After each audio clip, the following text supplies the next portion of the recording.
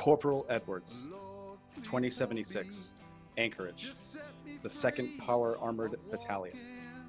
I don't know what we're doing here.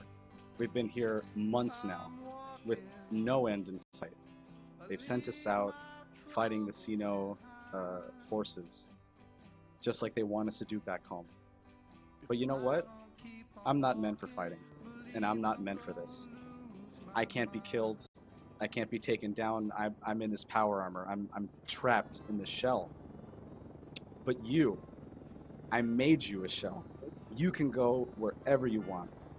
And I put so much of my values and myself in you. Don't make the same mistakes I did. And always remember to put others, everybody, and the common good above yourself. Please. Jose, Esteban, Franco, Flores, Jeff. Wait. Is that somebody over the ridge?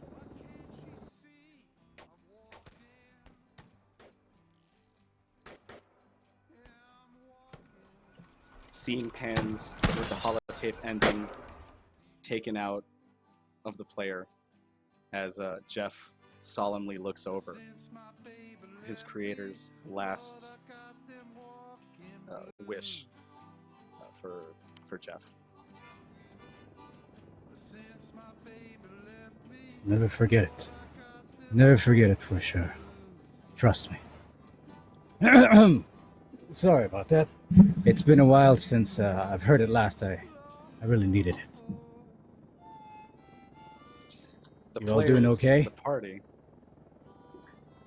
find themselves on a vertibird heading from the Commonwealth sent by the Brotherhood from a distress signal picked up from nearby Pitt, not visited since the Lone Wanderer visited over 11 years ago now. Alan Wrench, our local teenage prodigy, has been given a mission.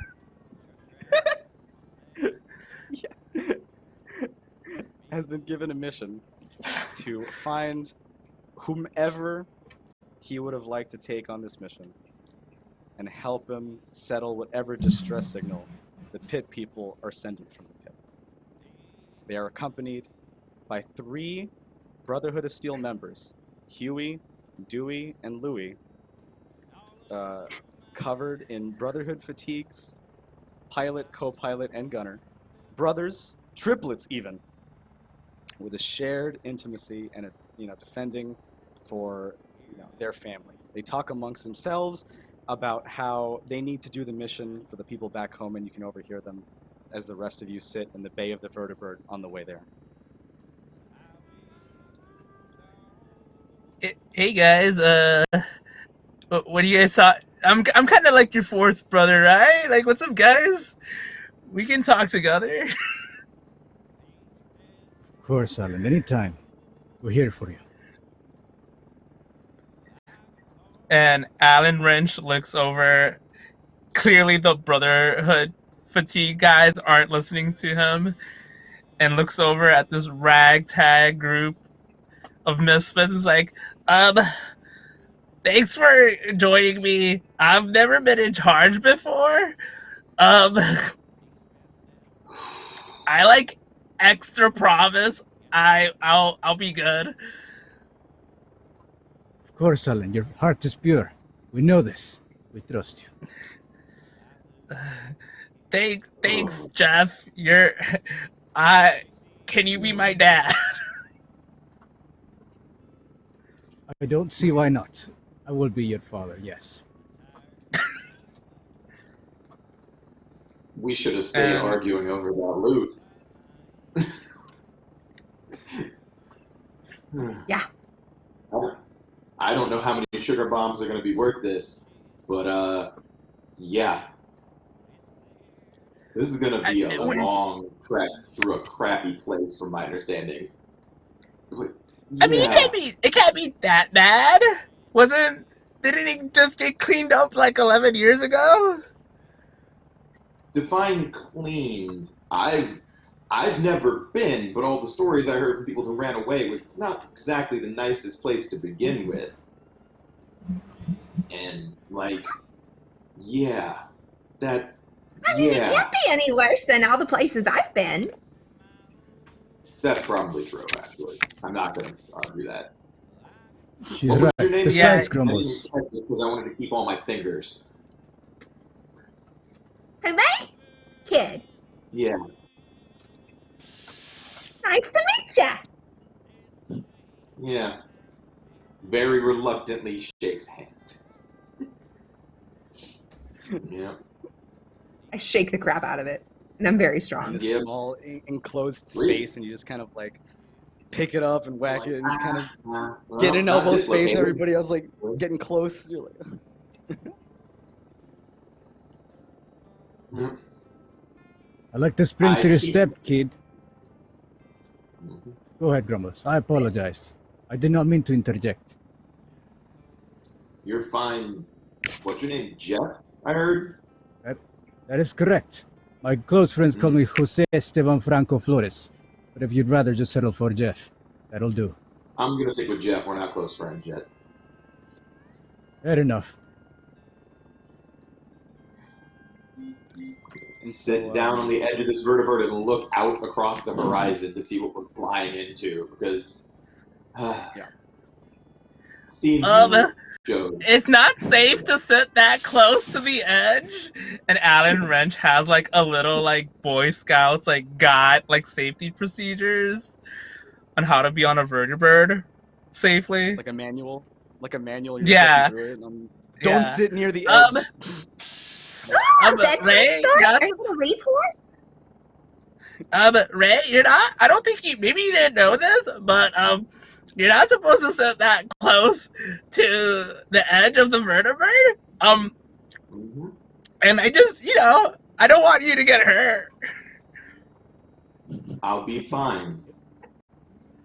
I hope. You can never be too safe, Grumbles. feels You can never be too safe. Fairly safe right now. As I you hope say our- that, Mm-hmm. as you say that, you start to, really hit, basically, you looked out the outside, and essentially you saw this wall of smog, just getting closer and closer as the vertebrate starts to hit it, and you see 3 glowing rivers, 2 green and 1 blue, kind of coalescing into this irradiated pit that you can kind of see through the thick smog. And as the vertebrate hits it, the turbulence starts to increase a little bit, and the chatter between Huey, Louie, and Dewey start to pick up. You can notice that they are a bit frazzled, and starting to shift in movement. But, for now, everything is calm. How don't feel how accurate is the air we are currently breathing? You're inside the vertebrate, so nothing yet. It's Okay. pressurized. Yeah, the doors are closed. I was taking it that you were looking through like the window or kind of popping like a Sure. hole open to like look through or, Sure, or yes. open it, but yeah. I didn't know if we were open air or not, but I'm fine with poking a porthole. At that point in time, I ruffle through my bag and pull out my gas mask because I feel that's going to be handy shortly. And prepare for impending fun. Fun. This is going to be a blast. That's the spirit, Grumbles. Adventure awaits. Yeah, that's what I'm worried about. So Huey asks Ray, and Huey says, "Well, you're so worried, but where do you come from? Like, what do you even do back in the Commonwealth? Well, how can you feel so safe? You don't even know where we're going. Really, not really, anyway." I know about it. I grew up all over the place. Actually, I grew up in a little place called Little Lamplight, and then proceeded to learn my way around how to put things together. Then I got too old to stay there, but because I tended the minefield, I got good work, as an expert. And then I realized I was really good at cracking things open, and people have been hiring me to break into old world stuff for a long time now. So I've done a lot of diving into less than reputable places for a lot of caps. This is not a nice place to go diving into. And I Dewey, really am not looking forward to it. When was the last time you were out of your bunker anyway? Dewey slaps the hand of his twin, of his triplet, And he's like, hey, come on, lay off, all right? Like, you don't want to scare them. You don't want to, right? Just, and then he kind of has to calm himself down. He's a little scared of you, and you overhear, keep that up and you'll lose what's in your pocket. Like, don't mess with this one. He's going to take all your stuff. Right? And he's like visibly scared of you, which only makes him and his brothers more frazzled. They start to really start shifting and even start touching their weaponry. Would anybody Whoa, like to whoa, whoa. investigate? No need for violence. This is simply a misunderstanding. After all, we're all here as a team. After all, nobody survives on the wasteland on their own. The three of them stare at you. Like, even the pilots, like, they look over, like, the shoulder with the flyboy helmet, and they're giving you, like, a dead gaze, right? And closer and closer, you start to see them shift. Like, they're starting to put more of their surface area towards their weapons in general. Hey, relax. These are- After all, what did the raiders say to the Lone Wanderer? Huh? I didn't say anything to them. Yeah. Fair enough. Um, It was a bit of a joke, but it did not land. No, they Hopefully we do do. lighten up a little I'm bit. hoping They we laugh. sit down and don't crash. They laugh. They laugh it out a little bit. But they're still kind of like frazzled. And you get the feeling that there's something they're not telling you, and you can press them if you'd like. Can Alan I Wrench try? steps forward. Hey guys, you can trust me. Everyone's favorite Brotherhood hopeful. What are you guys not telling us?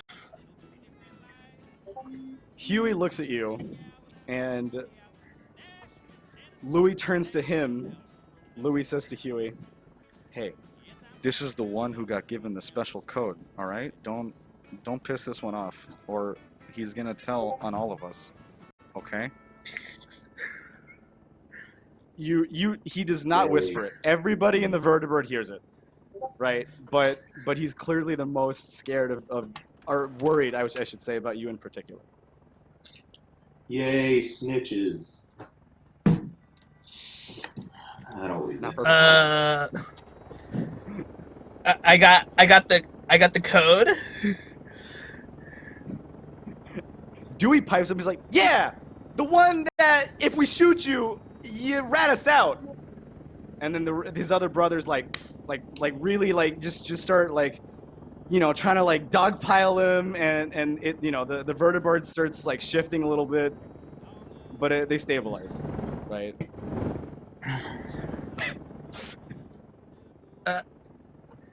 Oh, it sounds like you guys don't even want me here. I mean, I think you guys are the coolest triplets in all the Brotherhood.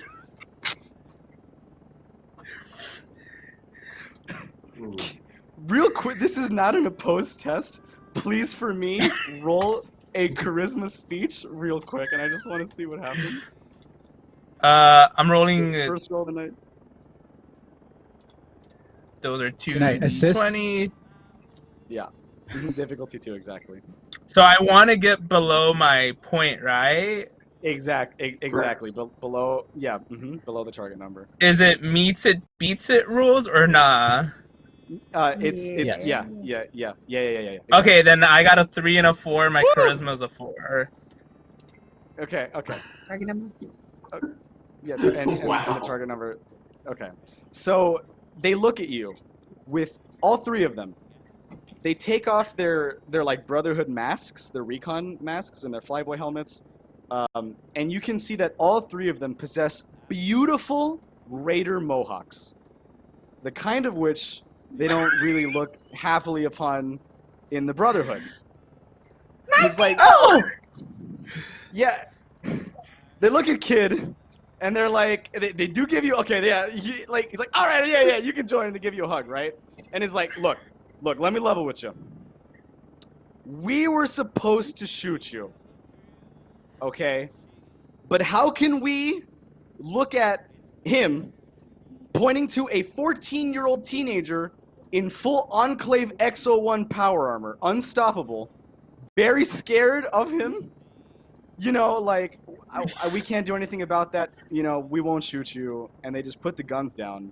And they look at Jeff, and like, Louis starts, he's crying. He has a tear in his eye from the original holotape. And he's like, Corporal Edwards did all that for you. Oh my god. He did. And Please, boy, relax. Have a sugar bomb, please. Relax. the It'll be sugar all right. bomb, he takes it. Do you want to take it out Reduce of his hand or one. something while it's being passed? Can I trade I you hope you for, won't. like... I'll trade you for that. Yeah, what Kid, you there is no need for Louis' like, trading. yeah, what, For In fact, everyone. here, I give her an extra sugar bomb. sugar bomb. I'm so excited. Thanks. I have That's a some, sugar bomb. Anytime. but you can never have too many. That is correct. At least your insulin levels tell me that much. The three Internet. of them, Insulin. they're unwilling. Sorry, they're not, you know, they're not violent, and they put the stuff down, but they're hesitant to tell you more. You are still traveling there, but you're not quite there yet. You can, you know, as a group, or some of you can try and press them for additional information before you get there. After this revelation. Or just wait. I'll look at Alan. You seem to have a bit of a connection to them.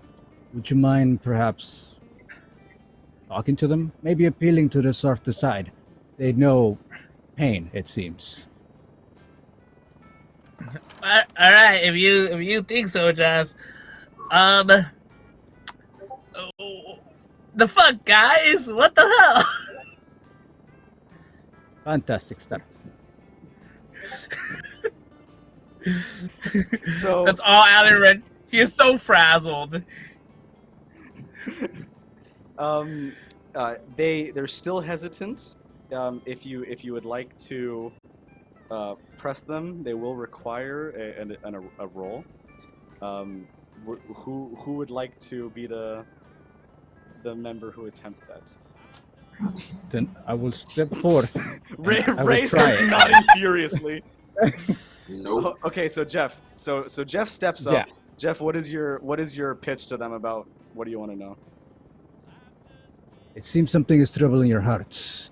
Might I inquire, as a passionate soul who understands what it's like to live on the edge, what's wrong? Why do you hesitate? So roll that same. Oh yeah, kid. I know what it's like. Oh. Yeah, you can go ahead and Yep. roll that Jeff to see what's how they do, okay? Or to see how you do. All right, I'm going for it. Is that a 2 and a 1? So you got a crit success and I got a 2 crits regular and 2 success. successes. Oh, okay. Yeah, 3 successes. Sounds Yeah, like it's that's still our good. base Still good. target. Still good. All So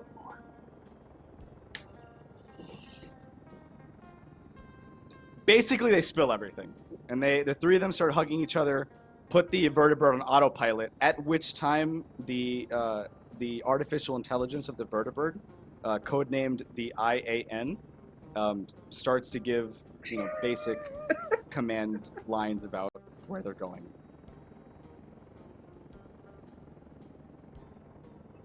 That wasn't so hard, now was it? You're right. Right. And, After all, they're like, you're right, and all three of them say in unison, you guys, everybody's right, you guys are right, and they put down their guns, put on autopilot, and they start to sit down and tell you exactly what's going on. Basically, from their current leader, a man by the name of Crenshaw, who was said to have escaped an original. Basically, they tell you about how 10 years ago when the Lone Wanderer come, the Pitt was a place filled with slavers and slaves. And how at the end of it, the slaves were liberated and the slavers were toppled, murdered by mutants that they themselves were trying to eradicate. Crenshaw was one such survivor of this former raider group, and he's coming back 11 years later trying to enact some sort of master plan to take down the survivors and the now liberated people who went through this ordeal over 10 years ago. They say that they were going to the Commonwealth to steal technology from the Brotherhood and to kind of hurt whatever they could to prevent and to help get whatever they could to help Crenshaw and hurt anybody who wanted to put a stop to that. They didn't realize that they would bring people that probably would be the best chance at stopping Crenshaw or helping him, right? They were unaware of that. And so they kind of don't really want any part of it anymore because they're really worried about the fighting. And they just want some sugar bombs and some Nuka-Cola and put the Nuka-Cola in the sugar bombs. And that's just how they live their lives. Like that's what they do. So, that's all they want. I never thought about doing that. Nuka-Cola and sugar bombs? Crush his can of Nuka-Cola.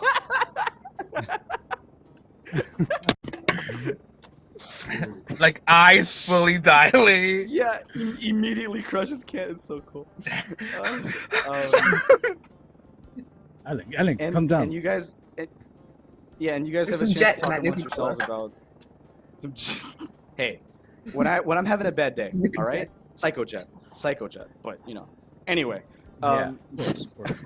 So they, and you guys have that info. They'll say, listen, we'll do whatever you want as long as we get sugar bombs and cola, all right, or the caps to buy said thing, and I'll take you wherever you want. I'll land you at the pit just like normal, and you guys, everybody can keep on their business. As the one in charge.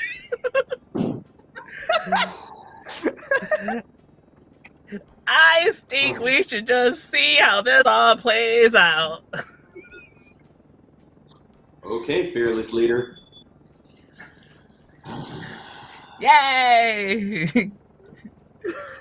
But in the back of Alan Wrench's mind is, holy shit, Nuka-Cola and sugar bombs sounds so good.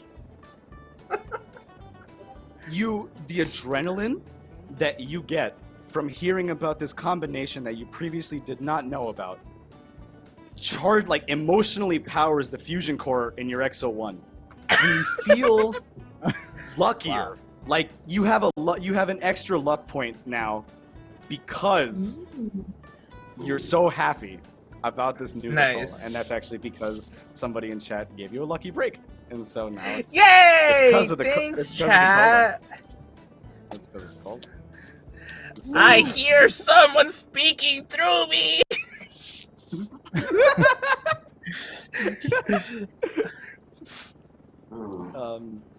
So I see Ray ruminating over in the corner about what to do regarding these raiders, not Brotherhood people. Out of the enclosed flying death trap before he does anything. Like, I could pilot this vertibird, but that could also be awful because that means Kid could stab me. This is the world I live in now. You will not pilot me without consent.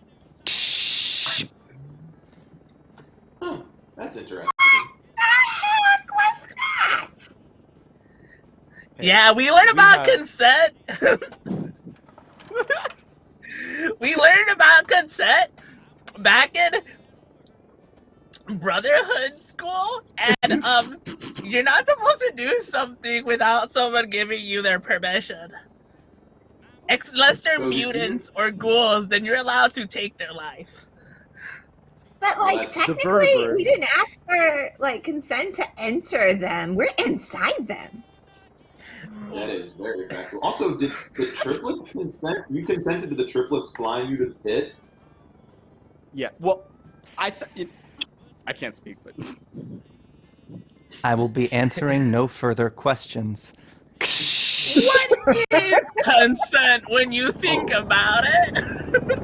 The three, Fair enough. the three raiders, essentially they say, look, we don't know where that came from, but after the Brotherhood took a bigger chunk of the Commonwealth than we thought, they studied Liberty Prime, and now they're shipping out all these mini AI everywhere, you know, and they put one of these in these vertebrae. We don't really know how to use it, but we're using the authorization codes that they gave us, so we're good for now. But yeah, you can't take the bird without our permission. Sharing that code, would you? Just in case we have to fly out of here later. You got the bombs, you got the cola, you got the caps. I thought you were going to be the ones that are paying us. Worry not, They Prince. really, like- I think I might have something. Go ahead. I approach forward, and I will give out my last 2 sugar bombs. It'll be for... Which brother did I give it to first? Was it Huey? Yeah, you gave it to Huey first, and that'll be for Louie and Dewey. So I give him my last 2 sugar bombs, and I'll give them 10 caps each. Do with that what you will, if you would land us safely. We aim to help the people here. They take it, they start flipping, the 3 of them start jumping up and down, shaking the sugar bombs like, we haven't seen this in so long! And they get really hype about it. They just open it and start like dropping a bunch of bombs in, right? And they like, but they save half of it, and then they say to themselves, okay. And then they put the caps in the sugar bombs box so they don't lose it. It's gross. And they're like, we'll use this to go buy some Nuka-Cola later, and our deal's done. And they agree to land you at the train yard, which is like the main landing hub for anywhere in the pit, so that you're not spotted by either side, right? Within about 5 or 6 minutes, unless you guys have any last things to do to gear up or trade before you land, you'll wind up there, and you'll open your eyes to this new world. Does anybody have anything else to do before we hop off the vertebrate? Nope. I want to get out of the flying metal death Please trap. leave. A Do pleasure. they at any point leave their stash of caps and sugar bombs unattended? I don't... Like when I will say what they do when they get out, right? And you can choose what to do with that information, whether that's funny or not to you. But before we land, Jeff, anything else, or was that? Well, I wanted to say, which one of you is pretty good at lockpicking? Sorry, I've been a little distracted after all. Well, it's personal. You might have heard a little bit. I crack safes by one way or another. Oh, of course. I got my Grumbles. So in that lock-picking case- badge. Very good, Alan. Very good. It's like a little gym. There's a badge. It's like a little thing that he welded onto his power armor. So like Boy that's so Scout cool. patches, but they're welded on.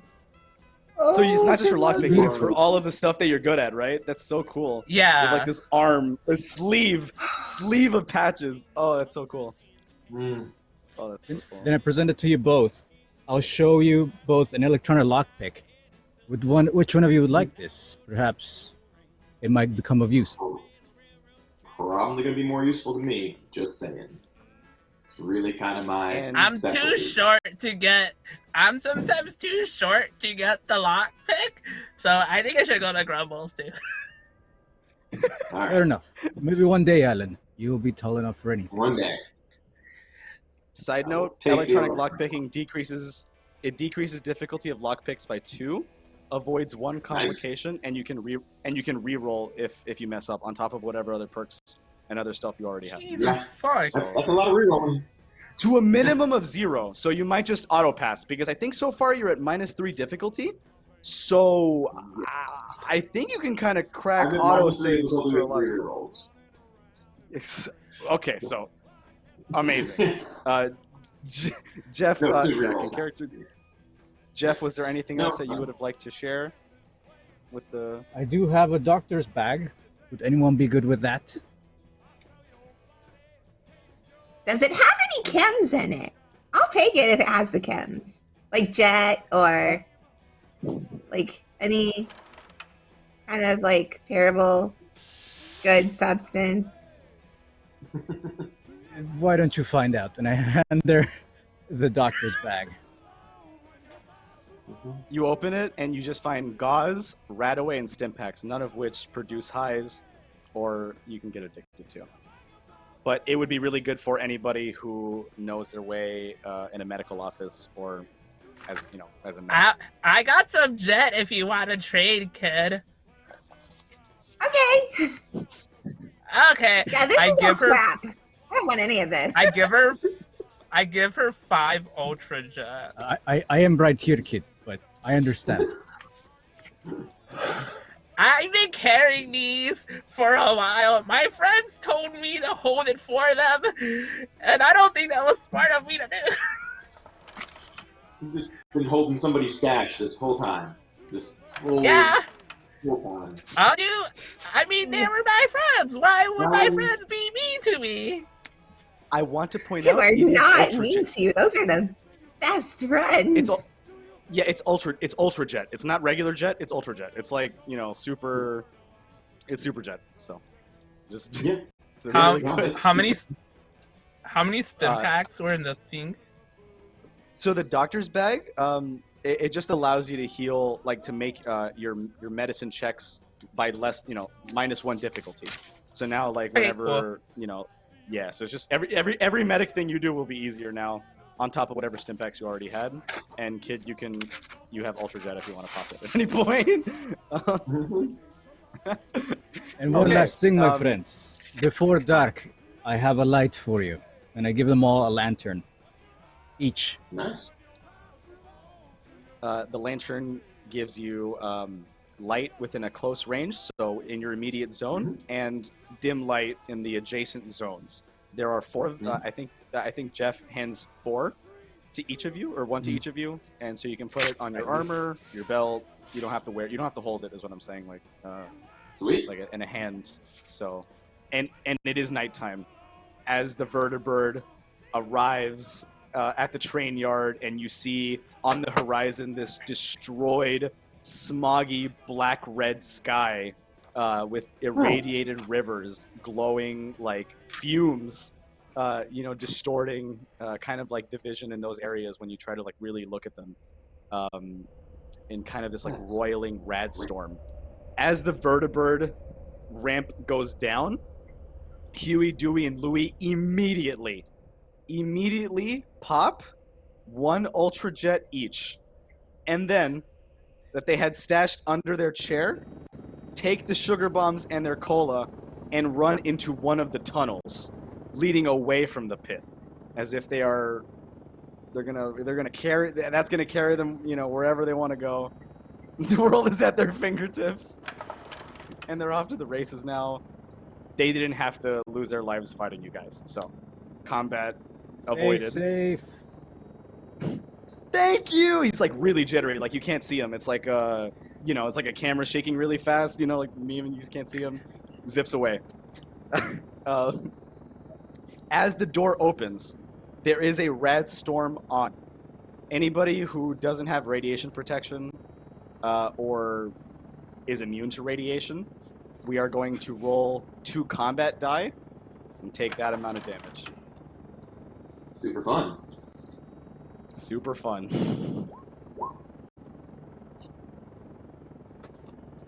Everyone who is and so or isn't. Anybody who is not immune to radiation will now take 2 combat die worth of radiation damage. So we'll be using Tabletop Simulator, I believe, for the combat die rolls, and we are waiting for our wonderful vertibird AI to help automate this. Thank you, the IAN.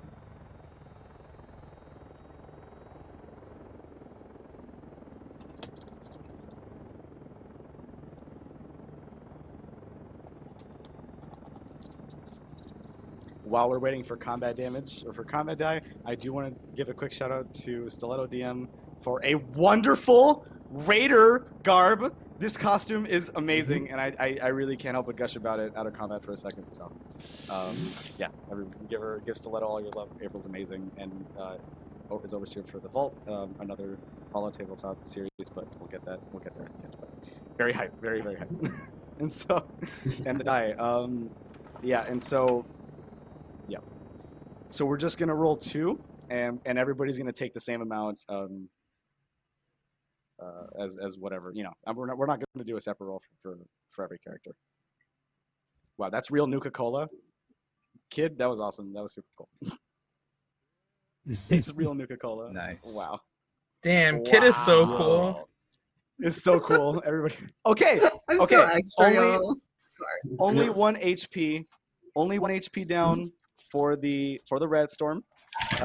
And of course, if you have 1 radiation resistance of any kind, you can avoid that. Yay, gas mask. Yeah, nice, good And it job with lowers the gas our mask, right? HP. It lowers our max HP by 1. Yeah, it lowers the max rather than taking it actually dealing damage.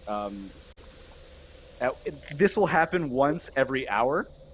We will do another Red Storm combat die, but that's not, you know, that's fluid, right? No, we'll see how many hours we're here. Yeah. So yeah, you guys see in front of you the classic famous bridge. Welcome to, you see this sign right here. Welcome to the Pitt, with city and burg scratched out, only leaving the Pitt after Pittsburgh was annihilated in the Great War. And you're more than welcome to go on in, past the bridge, into the initial mill area, but I'll leave that to you guys. So before Ray steps out, he reaches into his bag and pulls out what appears to be a wine bottle holder, except instead of wine bottles, there's a bunch of bottles with rags stuffed into them, straps it to his back, and is like, time to go to work. Looks real grumbly, and checks all his weapons and walks off. Right up the front, like... Are those wine Molotovs? They are Molotovs, yes, using a wine bottle holder to holster them. Wow. That is amazing. It's like a belt for a minigun, but wastelandified. I love it. Mm-hmm. Oh, man. It's not... combat order is not really a priority for me. I don't really care. Like, or marching order, I don't really care. That's totally fine. You just make sure he has a couple of things that go boom, ready to go. Like, So whoever wants to... So Alan, like to take an action? Alan holds Jeff's hand going in to the pit. He gives you his little buzzsaw. Right? I grab it by like the arm. Fair enough. Shall we, Alan? Let's By the way, go, I do Jeff. have a Geiger counter. How loud is it? Can it tell my party like how far away the radiation is hitting them, or how does it work in the game? Yeah, so good question. It does make these. It basically just lets you know whenever you're around radiation. Right now, it is going off because there is a rad storm on, but no more than when you initially got here, and you're immune to rad storm damage for at least an hour. So yeah, there it is. Right. So just enough for you to know that there's something, but nothing. No extra dangerous levels yet. I will tell you when because you have a Geiger counter. And then you can relay to the party, how bad it is, if it gets worse. All right. I will always let the party know. Putting that forth. Alan, let's go. We shouldn't leave Grumbles alone for too long. Kid, would you care to join us? Perhaps there's some sugar bombs out in the wasteland. Yeah. Then let's go. So the four of you approach the mill? Mm-hmm. Yep. Okay.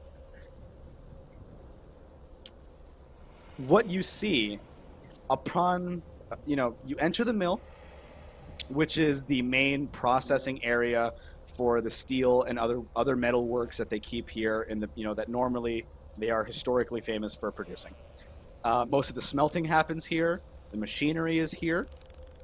But in your stories, this place is like infamous for you, right? It's like halls of ammo crafting, which is a huge boon in the wasteland. You know, like it should be like a utopia for fighting. When you walk in, you see nothing, but it is like pitch black. There is, I would say, like, apart from your lanterns, like apart from that area that your lanterns illuminate, it's very little light. After that, it's almost pitch black. There's no machinery running. You can't hear anything humming. The place feels dead, completely unlike anything that you've heard. Right. So.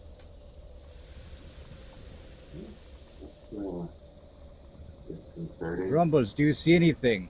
We're barely catching up to you, but I pick up no signs of life. I will take a good, hard, high perception-y look around to see if anything is out of the ordinary. Yeah, sure, awesome. Let's do a perception survival. And I will add an action point because we got a crit. Jeff got a crit earlier on that other roll. Mm-hmm. Did we start at full action points?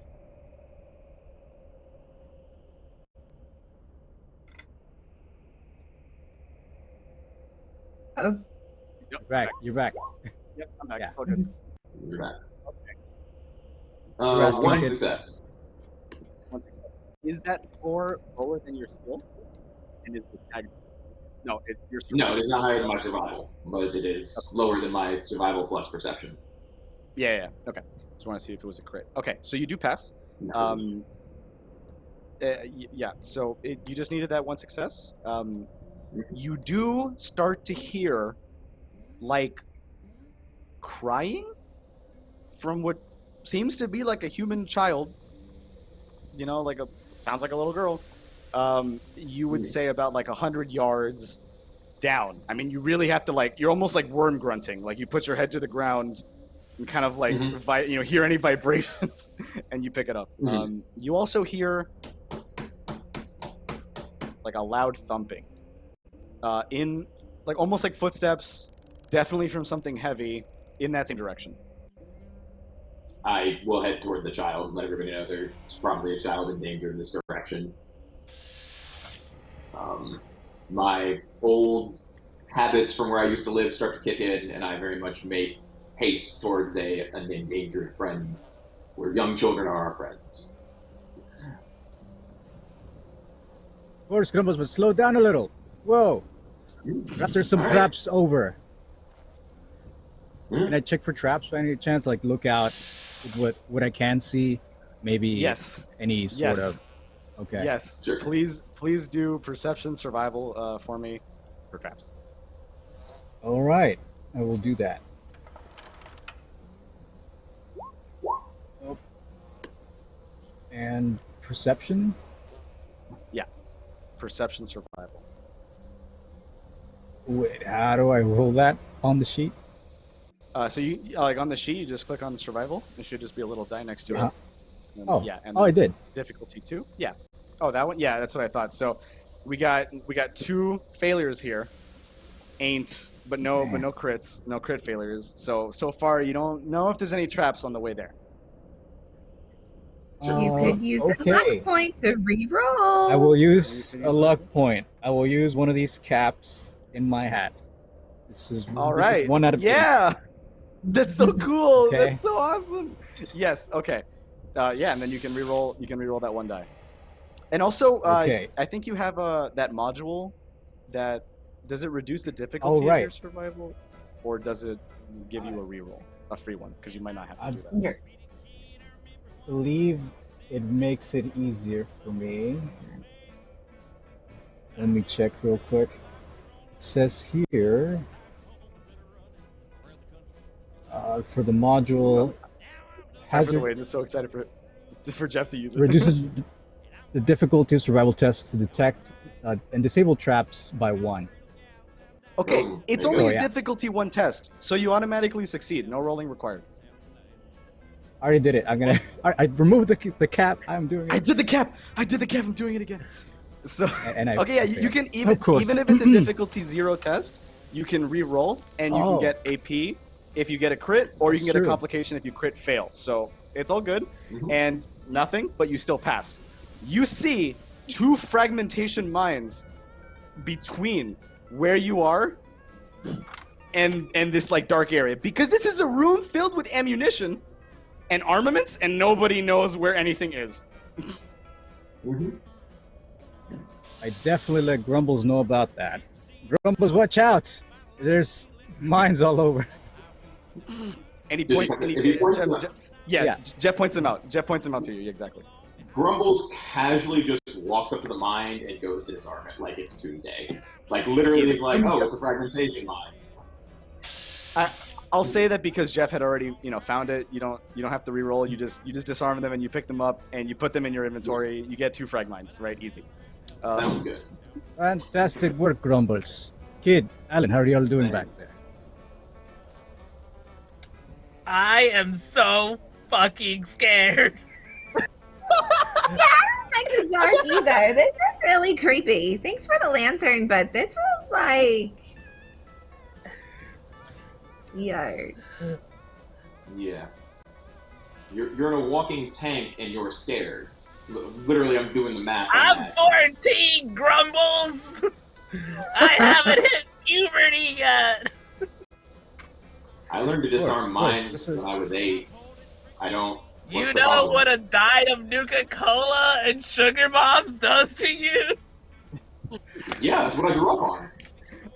It stunts Have you ever growth. been to Little Lamplight? It's great. It's great. It's great. Like it's sugar bombs. Sorry, no DMCA. Sorry, no DMCA. Great. So, yeah, that's it's Sugar Bomb's logo, some motto of some anachronism from pre-war era. Yeah, I walked back in to hear about Alan screaming about sugar bombs and Nuka-Cola. So it is in a very dark room. So that's very scary.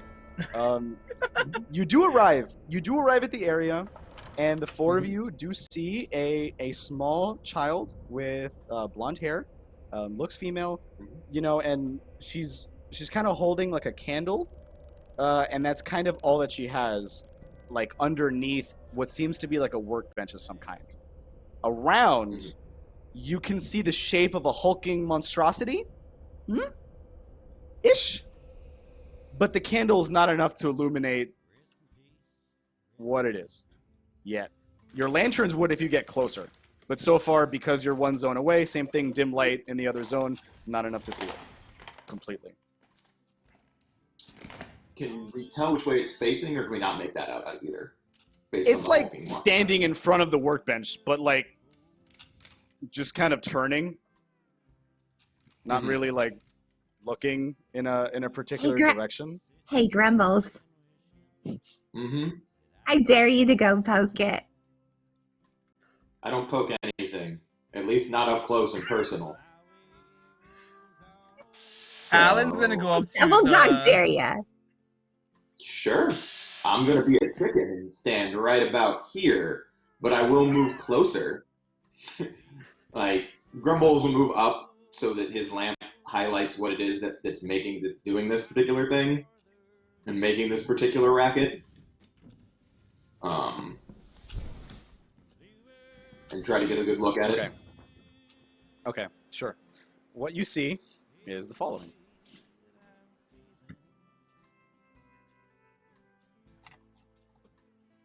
I will pop.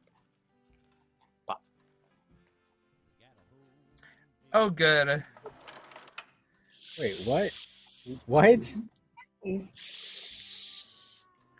It's just an absolutely bigger than you've ever seen. Exactly what April is holding, what Kid is holding right now. Bigger than you've ever seen albino deathclaw. Angry, Ooh. growling, snarling, just waiting, sniffing for a small piece of jerky. Anywhere you can find it. Alan's gonna turn off the lantern and try to quietly walk up to the small child. So you're I'm gonna do a just sneak check in that power armor? yeah, I'm gonna do it. Let's do it. Skeleton Let's do it. power Let's do armor. it. What I do want to point out, Alan does have a secret tool in that with the power armor sneak. So I'm not gonna. Oh yeah, I You do. got the mod. Wait, no, but then I can't do that. Because then Why I not? would just. Because it's the stealth boy. But I want to go up to the small child and talk to her. And then I don't want to be in an invisible voice. You don't want to be scared. Hey, from the ether. Yeah, so I want to quietly. Okay. So yeah, so just roll that normal stealth check for me. No difficulty 3. No Wait. stealth boy. Yeah, no stealth boy. Ooh. Oops, I rolled. Ooh. We can keep those. Those are really good. Those We are can keep those. D6s. So probably But not. those are D6s. Oh, D6s. though. D6s. I'm sorry. I thought it was D20. I was like, wow. I was like, wow. That was great. I was like, wow. You really got that. And I'm doing stealth. So you're doing stealth. In this case, you will have to purchase another D20 because it is 3 Yeah. difficulty, and you only roll 2, so you won't be able to make it if you don't purchase one, kind of thing. Okay, got it. And April, if you have any other options, Or please luck. chime in. Or Or luck. Or luck. You Or can luck. spend a luck point. All do that as right, well. so that's my sneak is 3. So on the sheet, well, just let's see if you can do it like that. Okay, that's actually a good one. Your sneak is 3. Plus what it is. Okay, so that, I mean, it's only a 1 though, so try rolling the 2 other ones. Let's see what's up with that one. Okay. And 1 more. Okay. So I try. Can I try- spend? Yeah. Can I Yes. spend a Yes, luck you can spend- point? Yes. You can spend luck points to reroll. It's okay. 2. All right. Okay. And would you like to do 1 more? So far, Oh, you yeah, have I 2 had- successes, and you need 3. Almost there. Mhm.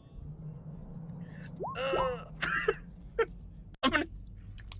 Yeah. Well, that's lower than the first one that you got. So you got the 3 successes. You go up in amazed. This like hulking. I mean, you yourself are almost as big as this Deathclaw, right? Somehow, the Deathclaw does not see you and really can't distinguish you from the other metalworks in the mill, and you are able to approach this child and speak to her if you wish. How long has that thing been here?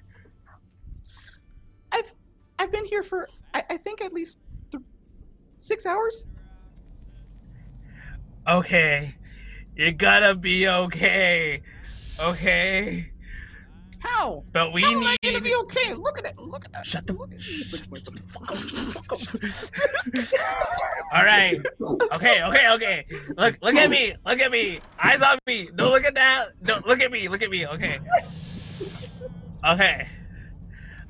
We gotta turn off your candle. We can't draw its attention over here. And You put your fingers up to your armor fingers up to your armor face. And then No, I'm not wearing a helmet. Oh, okay. So no helmet, just okay. I see. Just you. Okay, got it. Yeah. So I'm just like. All right. Now you and me, we're gonna walk out of here, and those 3 are gonna handle the Deathclaw. Okay, so you have 2 options then. Do you want to athletics run away, like pick up this kid and bolt, or do you want to try and sneak with the child to back to the party? Because of how Ray's awful I did. Ray's mouthing something. You could yeet the child. Yeet them over. I'm just gonna carry her and Strength of run. 11. And run. Throw. Okay. So Wait, roll wait. Yeah. Mhm. Can I use luck of the draw by spending a luck point to maybe have some sort of fresh meat from previous adventure, somewhat towards the end of it, so I can like roll it as a distraction? 100%. That's such a great idea. Yeah, of course you can. All right, I will use luck of the draw. That's another cap for you. Okay, so for me, let's do an agility throw. Let's do an agility throw roll to see how far you can throw it. We just need one success. Agility? Just one success. Okay. Agility, no. indeed, because it's not the same for explosives. It's different. It's different. No, very different. Here we go. Very different. Here we go. Because you're yeeting. You're really like you're like well, yeet. You're. Oh. Okay. You got it. You got it. Yeah. You yeet that steak. You yeet that Brahmin steak, and it just lands perfectly on a piece of barbed wire attached to the wall, and it starts dripping, meat juices down that particular barbed wire. And of course, the albino deathclaw can smell it and just starts like ravaging at the barbed wire, kind of almost like hurting itself in the process a little bit, like trying to get at this. It's getting stuck like a cactus, and it's like it's trying. It's having a hard time. So, and then while that happens, Alan, try roll a strength athletics for me. It is a difficulty 0 test. You passed it because the Deathclaw is away, but you can roll if you want to get action points, or you don't have to if you don't want to. Yeah, let's do that. Okay. Well, No no, action points, my but no complications Okay. either. No complications. that's a pass. My strength is So 11. for this like type of roll, because you already passed, like the only reason that you would do this is to specifically get a crit, which is like a 1 or like a 2. yeah. So like it's just kind of like for fun. So you get a 7 and a 16, no crit, but no complications either, and so it's all good. And so you pass, run away with the child. You're back with the party. What happens? Wait, so I ran with the child. Yeah, you And got I it. get Yeah, out of you there, passed. right? Yeah, you're not out of the building, but you are, all of you are at least one zone away from the Deathclaw, and you're not immediately endangered by it. No. Like almost Honestly, never we avoided probably combat. should leave that about just wandering about.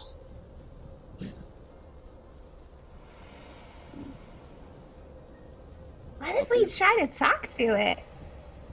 I've It'll heard eat that some of these things can actually like talk. I will. You can go and talk. You kid. You I will have give to you go and talk. 20 cabs Yeah. if you go do that right now. Okay. The things And people I do for have a 20 small caps. child. Yeah, you got a football, and you're like, I'll give you 20 caps to get right back in there. What are you gonna do with the kid? Not me, kid. What are you gonna do with that kid?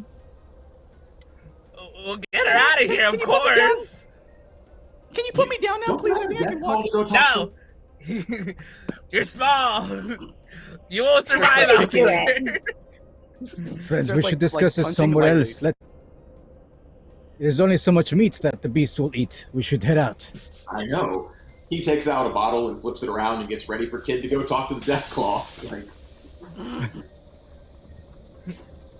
Where's the money? 20 Is that- cabs. You have the 20 cabs? Like, can you show Yeah, me? I have. I ain't going Yeah, unless you yeah. show me the money. Okay, let's do this. Okay, so I'm just gonna completely just stroll out nonchalantly, just like just have a little pep in my step. Hiya there, Mr. Deathclaw or Mrs. Deathclaw. Nice steak you got there. You're welcome. All right, let's what should I roll for this? Let's do luck. Let's do luck plus I like luck. speech. It's luck plus speech. I'm gonna go talk to the Deathclaw. I forgot that my speech is terrible. Look, I have got to get a difficulty. Or you just want me to roll it? No. Let's do like a 1 difficulty, and let's see what happens. Because it's hard. Because it is a hard one. So let's see. Oh gosh. Okay, I will not spend action points. I'm just gonna roll my 2d20. Okay. Oh. I got a 20. Ooh. Oh no! Wait. I'm gonna use the luck point. To try to reroll the 20. Solid. I was so ready. Yeah, solid. Please do it. Please do it. Oh, that's better. That's better. I got it. I got 1 success. Oh, okay. Awesome. He goes up to you. This Deathclaw. Oh, yo.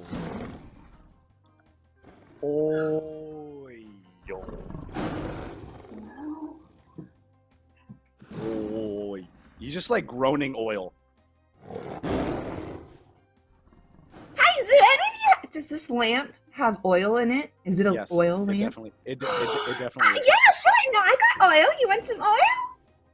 You don't look like a Tin Man to me, but if you want some oil, I can look you up. He, with that noise made, like, just chugs like the entire fuel that's in there, and kind of like points over to the child and says, "Controls oil." Oh, not the kid. Probably one of the bigger ones. You know, like Mama. Controls oil. What's this Deathclaw talking about, kid? What's his Deathclaw talking about? He's not hungry anymore. He understands it, and you have fed him twice now, like as a party. He's definitely neutral. I won't say that he'll like attack, but on your behalf. But you can kind of like you can walk around him and he's cool with it, including the kid. Like, it's cool. I put the child down. You control oil? Ray's like. Well, when in the pit. Hey, you owe me 20 caps. When in the pit, talk to Deathclaw. Yeah, no, you're right. When in the pit, talk to Deathclaw. Put in the pit. Do as the pit. Do as the pit people do. Do as the pit. Hey! So Drop 20 caps. boom. Here's the cap ASMR. Okay. Immersive. Immersive. And essentially, the Deathclaw just kind of walks away, looking for some of the spare machines that are no longer functioning, and just kind of like trying to break them open and like chug oil in as many barrels as he can possibly get it. I will pop the cork out of one of the Molotov cocktails and leave it for him to drink. I don't even care. There you go. Have a good day. So there's not really a whole lot else to do in the mill, and the child would like to go away from there. Is there anything else you guys would like to do in the mill, or No, stay here? I'm gonna Ask be the glad. kid. Yeah. Ask the Somebody kid what's up. interrogate the child. So okay.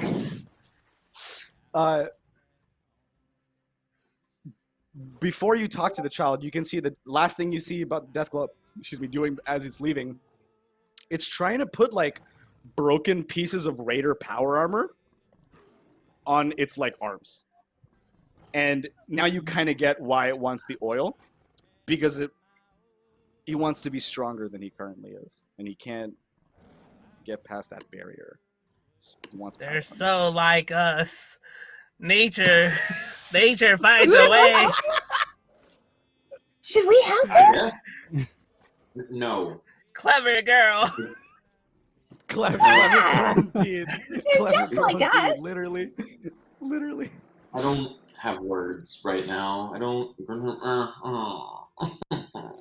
Oh my gosh, I just realized I have a Deathclaw gauntlet. Actually, I have 2 of them. I'm so glad it didn't see them.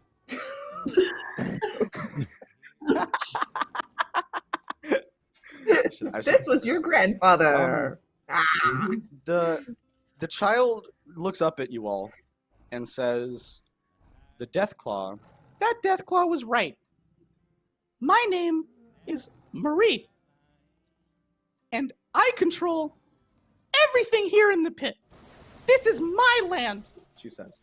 And she kind of like is very, like, you know, pushy. But she's a kid, you know. She really makes sense. She's like in charge of the pit. Sure, I buy it. Yeah, yeah, that tracks. No, no argument. Makes complete sense. Makes complete sense where I'm from. Approach the child. How old? I'm 11. Sensible age. Marie, I believe you when you say you're the controller of the pit. But then who is Crenshaw? We've heard of him.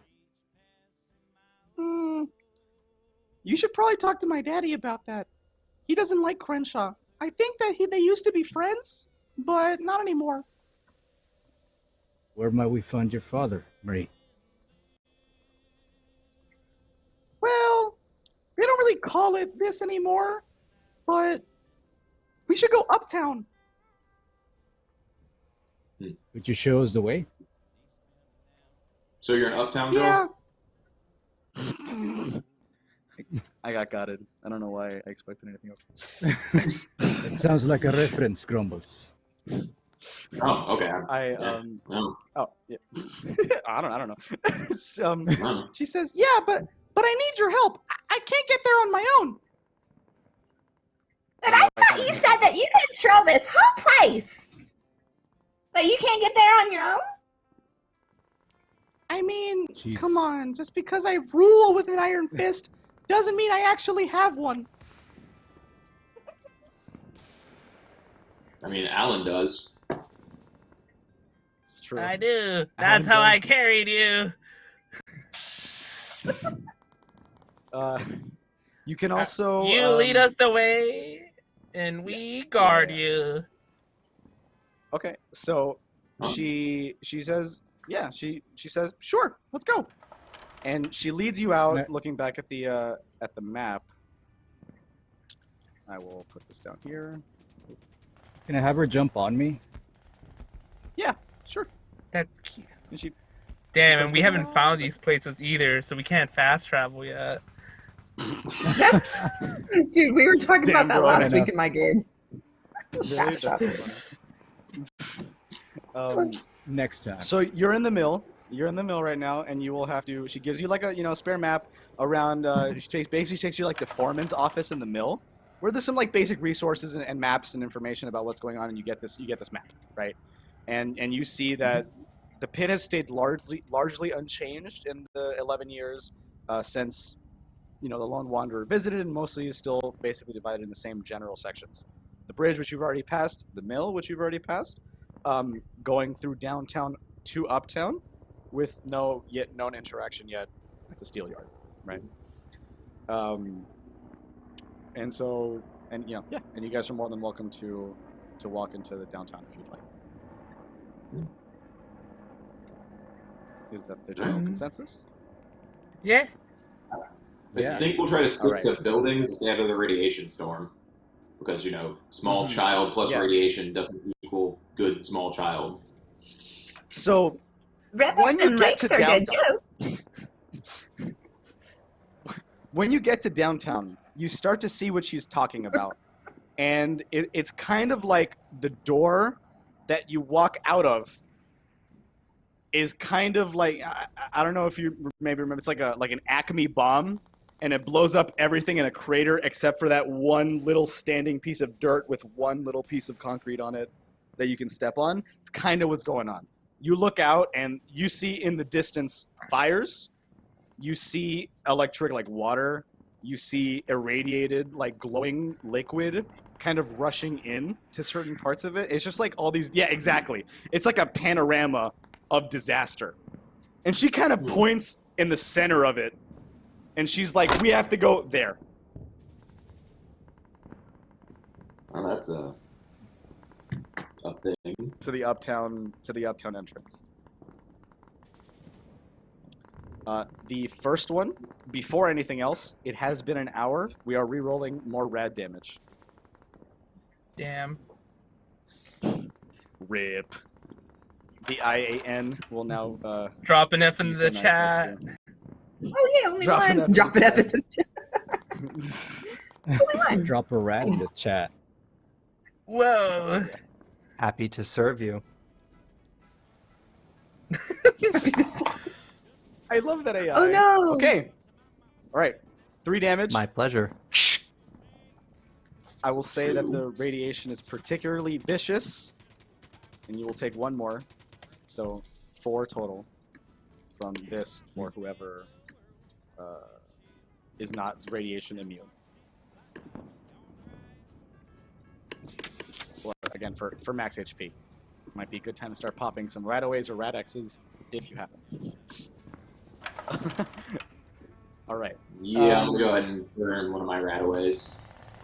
Ray, you said you wanted to lead them through a roof, a building instead of the main area on the way there? Yeah, to stay out of the radiation storm. Okay. So first stop, basically right as soon as you walk out of the mill, instead of walking through like this crater, you find like this small walkway into this generally dilapidated building. You don't know when it was built, how long it's been there. And you start to, walk through its hallways to avoid the this radiation. Mm-hmm. I will say that you are about 50 feet in,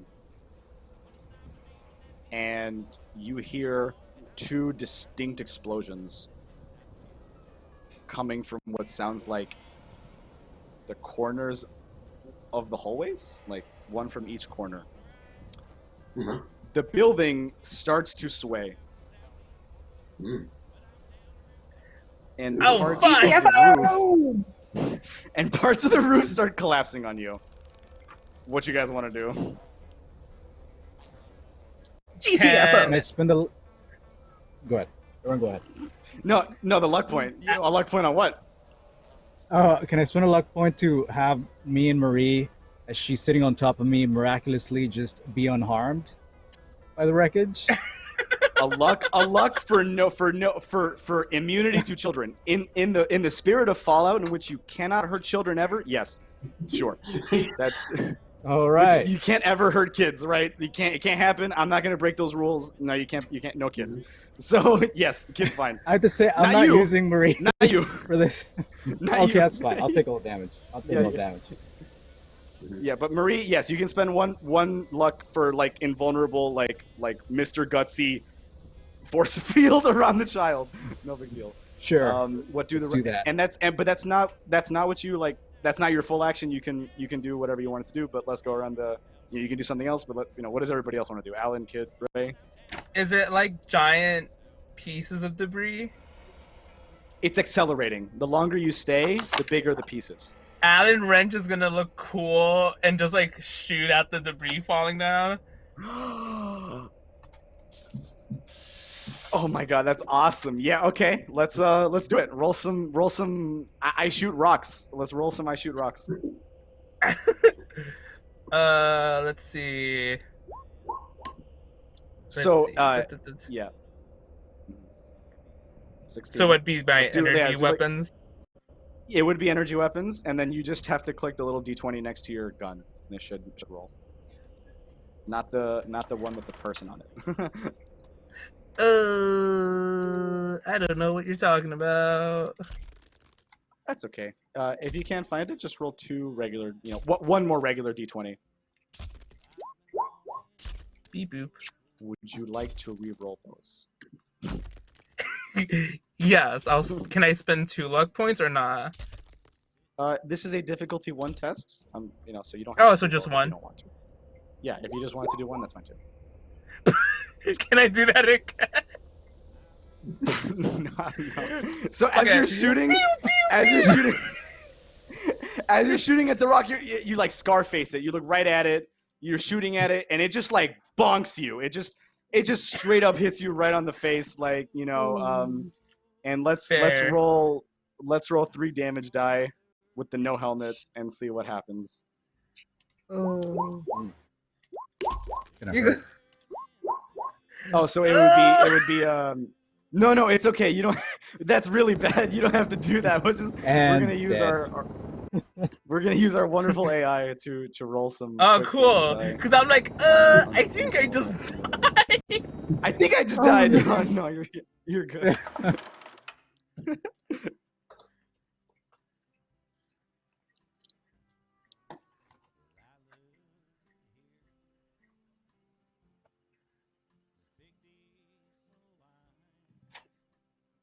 Okay, you only take 2.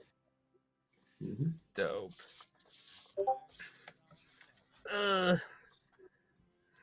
All right, and with that, we are hitting that mark. Let's just see what everybody else wants to do first. But as a heads up, yeah, we're going to break soon. Just want to let everybody know.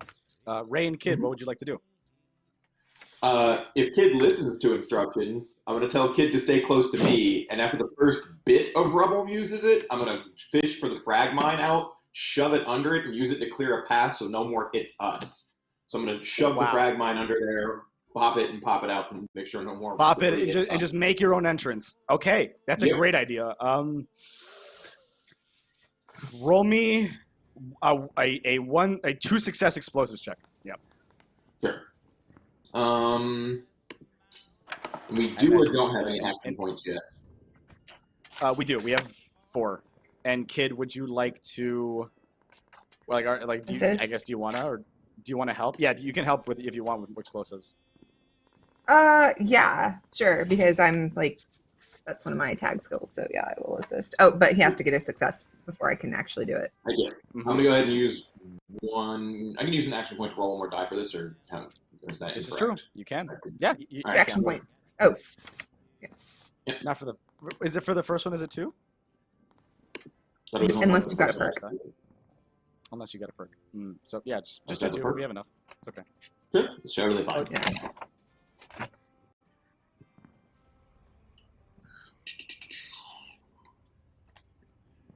Oh, I'm trying to click on a thing and it's not. Oh, there it is. Now I can click. Oh, no. It is no. If you weren't trying to do another action, if you're just trying to add a die, then it's one AP. Sorry. Thought it It was. Yeah. depends on what you're trying to do. Apparently, I'm just gonna roll a flat 3d20 and call it that. Yeah. So No. I got 2 crits and a pass. So 5 successes. Oh, good. Okay. The explosions, and then would you like to help, Kid, to make it flashier? Or... I mean, yeah, we can generate some AP. That's gonna be explosive. I think we already generated that AP there. We did. We're gonna be but full. More. But more. We're full. 6 plus. Oh yeah, no, I got a success. Yeah. Okay. So that. Oh, sorry, I'm using my dice. Yeah. No, that's okay. Okay. So awesome. So 6 successes. Basically. Cool. Yeah. Okay. To make one. Okay. The explosions trigger a crack in the dilapidated building that basically it blows up the entire side of it. Like it splits open, and they just and each side of the building falls by the wayside into a respective ditch on the other side. So just you crack the whole building open and you just walk out it absolutely never happened. Yeah, I told you I break stuff. That's what I do. Whoa, that's so cool that we all. That's so cool that we all look cool doing this, guys. Blood trickling down. Alan just. Yeah, guys, we all look cool. You gotta spot us up there, Alan. Gotta spot. No, I'm good. I need a second. Little thing there. You should use some of that gauze or something. You got a little. Yeah, I'm good. That didn't even hurt. I'm so cool. You are so cool, Alan. You are so cool. And Jeff, did you want to help? Were you about to say something? Oh yeah, did I take damage as well? I did, right? From the bunk? No. Yeah. No. Okay, I'm good. Okay. Yeah, no, because it was just like Alan walked under the debris and shielded everybody and tried to shoot it and just took that giant piece of rock to the face. Did not work out, right? So that's why he's it's all it's good and I'm okay and we're all looking cool doing it, but no. which he is. He looks Perfect. awesome. He looks so cool. Mm-hmm.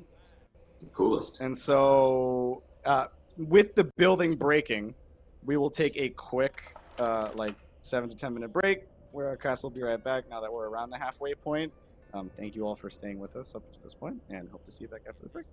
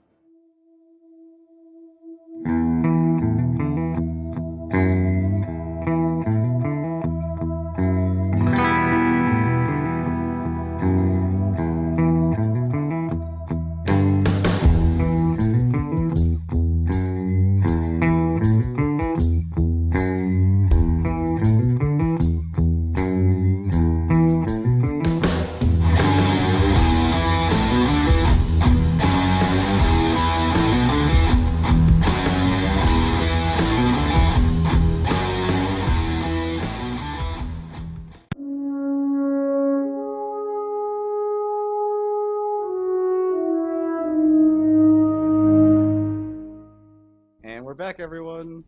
All right. So, the building is split open, and the party has just walked outside, immediately to find another crater filled with water. Still in downtown. I would say that you're probably about maybe a quarter, that's like 30% through it. A crater with water that is it does not look, or it's a liquid. It doesn't look irradiated, doesn't look glowing or anything, and there is like a safe floating in the middle of it, at the bottom, kind of pooled. This will be fun. I dig through my bag and take out a Mirelurk cake and eat it so I can breathe underwater for the next hour, because I'm that guy. Okay. And just go, oh, this will be fun. There's always useful things in the bottom of water-filled safe. Can somebody make sure I don't get horribly blown up while I look into this? I got your back, Grumbles. All right. Yeah, I got your appreciate it. back too. Just My in case we need buzzsaw. to explode you. And my buzzsaw. Okay, so okay, great. So you walk into the water then? Mm-hmm. Okay. I check to make sure there's not mined first, and then I walk into the water. Sure. Clearly, Can I help no, too? between like the small. So it doesn't actually require a roll. It's just like the area is so small between where your foot is and where the water is that it's, there's no mines, right? Like you don't have to roll. It's good. You get into the water. You can like inspect it if you want, but you don't have to. Mm-hmm. Like it's like a little heavier. It's a little heavier than normal water. Mm-hmm. Okay. I'll look around it a little bit, and then I will pop down to look into the safe. So it's not like submerged. It is floating above the water because it is but it is in the middle, right? It is like pooling, and it is in the middle. Okay. Right? Then I guess I will swim out there first and proceed to then do the dang thing. And try to pick the lock in the water with the safe. So you reduce, and you said you reduce difficulty of lockpicks by 3, is that correct? No, I get 2 re-rolls and reduce it by 2 with the electric lockpick. So I get 2 free re-rolls and 2 reductions. And 2 reductions. Any other perks that reduce difficulty, or no? No, because you can't stack bobby pins and electronic lockpicks. Oh, okay. Sure. Okay, I just for like other perks. Anyway, so it is a difficult 3 lock. So just get that 1 success for me, which you can do plenty of times. Because we generated all that AP, I'll even burn another one just to make sure this happens and we don't look utterly ridiculous. Easy, very easy to do. When we have so many. Pop.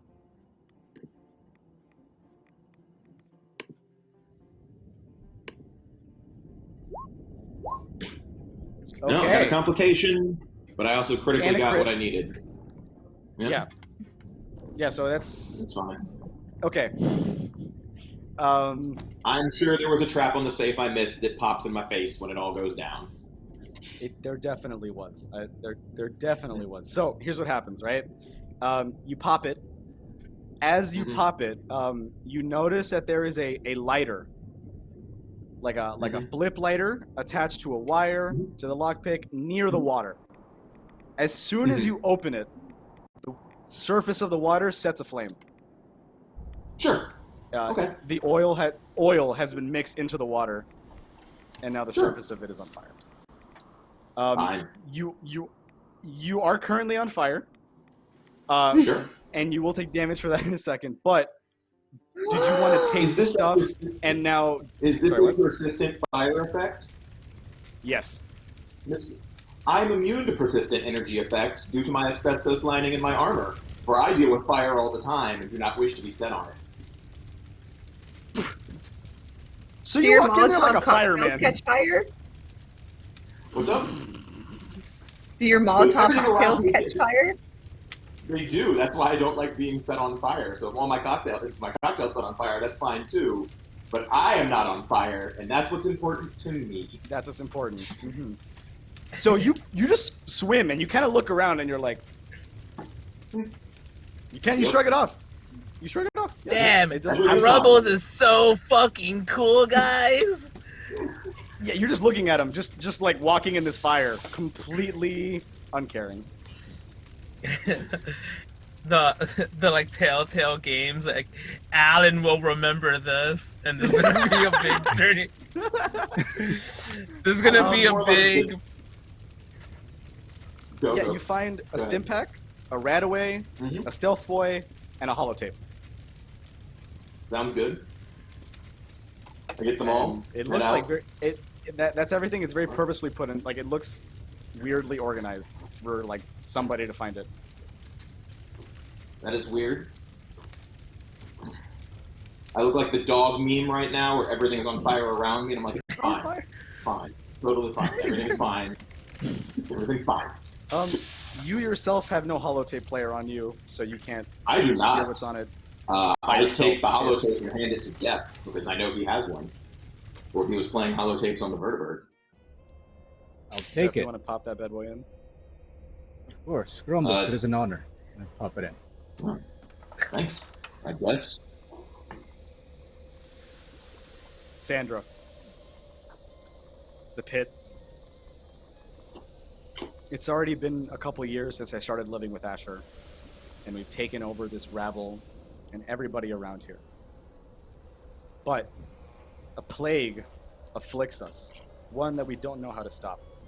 TDC mutates our friends, our family, into unforgivable, unpredictable enemies. And we still haven't figured something out. But this child, my child, is the future, the cure for TDC. A pit with no infected, just good old raiders doing raider things. And holotape. Okay. You know, you continue on past the crater. You're about halfway there now. Just want to look over what I got here in my. Did the girl hear the holotape? Yeah. Can I ask Recording? Marie if she recognizes the voice? Marie answers, I have no idea who that is. But who rules the pit? I rule the pit. Me. Of course. Okay. Oh bullshit! Can I roll to see if she's lying? Yeah, of course. And that would be intelligence, survival, or speech, whichever one you prefer. Let's do survival. Okay. Survival and intelligence, you said? Yeah. Cool.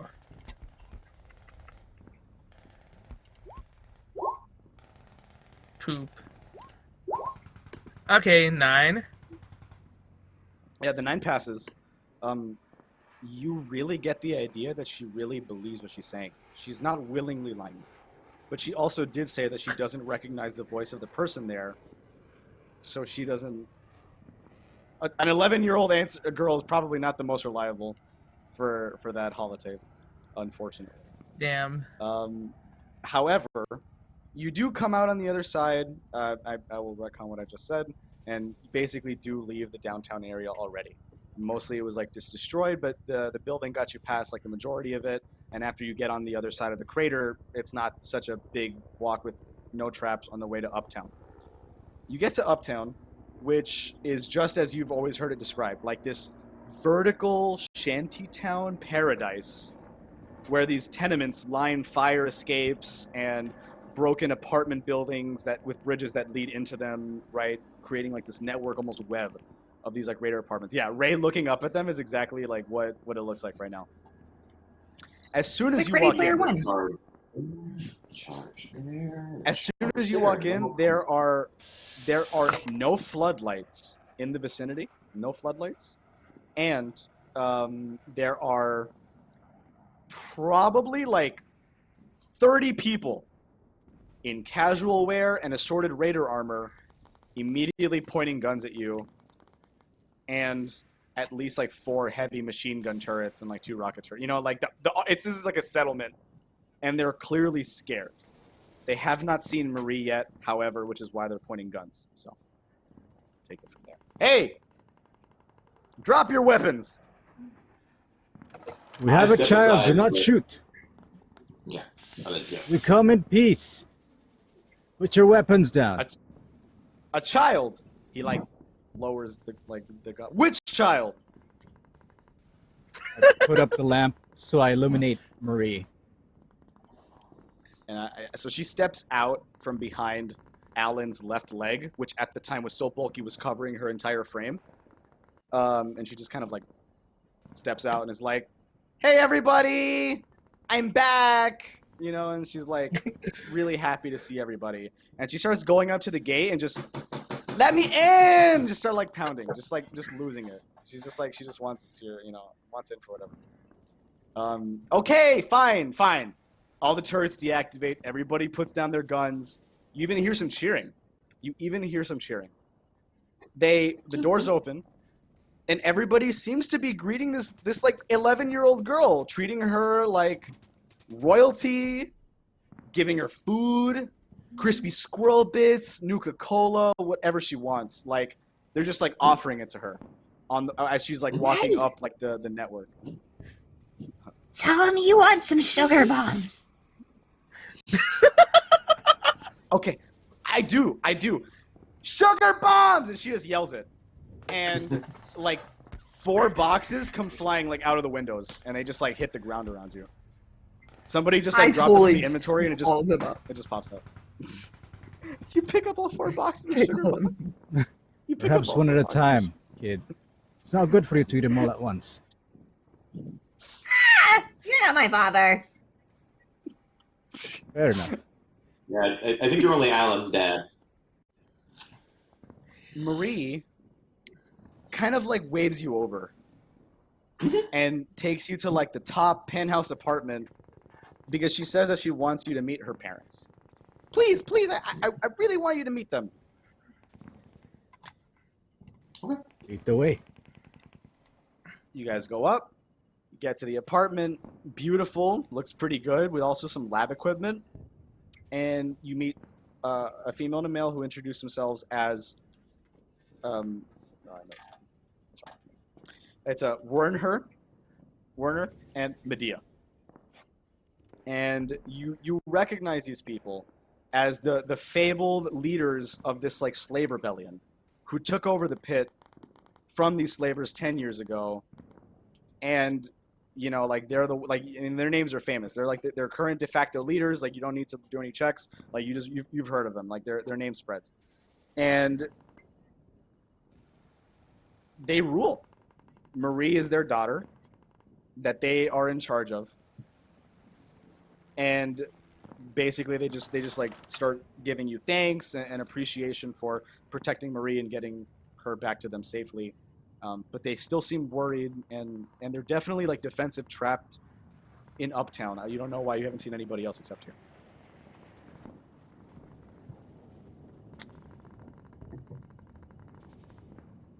So You're we saved your daughter. Exactly.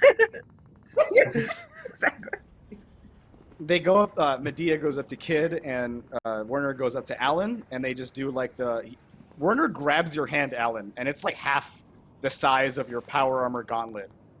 He's like, it's like a little kitty hand that you're putting. He's trying to shake it, and and Medea gives you a hug, Kid, even though you're completely covered in Raider card. Like, seems like she innately trusts you. I smell lovely. I smell like sugar and bombs. Thank you. We do have a lot of those. You look over in the cabinet, and you see like a row of sugar bombs. Never forget what the Brotherhood of Steel did here today. Yeah, it was all the Brotherhood. Yep. Yep. Thanks for agreeing with me, Grumbles. You're our fearless leader, Alan. Our fearless leader. Werner does not like that. Werner only remembers when the Brotherhood came and murdered every single raider in the city and then left the next day. Right? And then they left the one guy that would eventually become the guy who enslaved the rest of the people. So he has an innate distrust of the Brotherhood, but he does not consider you a Brotherhood member yet, because you are wearing this really strange armor that he does not see commonly associated with the Brotherhood. So he's a little confused by that, but he kind of shrugs it off. He's like, okay, no way that teenager in this other armor is Brotherhood. Whatever. And he just kind of like, it's fine. Kind of slaps it away. They go up to Jeff, specifically Werner, and Werner says, "Are you able to understand me?" But of course. Would you like, for some reason, I think you specifically should take the information that I want to give you. Marie told me you were very sweet in helping to get off the Deathclaw and protect her, even though Alan here saved her. Right. It is a team effort. He says that I appreciate the he says that he says that he wants to tell you more, but he's not fully sure if he can trust you yet. And he wants some sort of, he needs supplies. He tells you that they're low on supplies and that we need, we really need stuff for this uptown area, for all these people trapped in these like 4 buildings. What can you do? Right now. I look around me. In 2 days, not in an hour, right now. I look around me, taking in the vista of these people who are in need. And I look at my friends, and I try to smile, but I remember I'm a robot. And I turn back to Werner, and I say, "It seems you need a little bit of help. Perhaps some strangers could provide you some gifts, maybe to spark some hope that the wasteland is not such a desolate place, devoid of humanity." And I take out from my bag 10 first aid kits, and I give it to them. This is sorely needed. And apart from what you and yours have done for Marie here, taking care of the rest of us now liberated people, we call ourselves the Pitt people, we, would love to take, the first aid. And they start distributing it, and immediately you can see like all these like raiders basically, or like, like former liberated people in raider garb, stimming each other, gauze, cleaning each other up, and everybody's feeling a lot better, right? After everybody kind of warms up a little bit, heals up, they start to tell you more of this character, Crenshaw, that you originally learned from the triplets. With Crenshaw being the former slave leader's second, right-hand man, trying to come back for revenge. So that's why most of the city is like locked off to them. They can repair the downtown with the traps that are there. You've already cleared out the whole, like they ask, like in the mill, we can't go to the mill because like there's this albino Deathclaw there who's like really angry all the time. We've already lost like 10 people. Did you guys see him? That's where Marie was. Angry? They're just misunderstood. I don't know what you mean. They were just can't too possibly angry. believe what you're telling me. All talks and wants oil. Figure that. Yeah, just go give it a sacrifice of oil. It could actually be like a good guard Deathclaw for you, something. Werner like takes a second and he just kind of real I friendly. insist. She's right, it did work.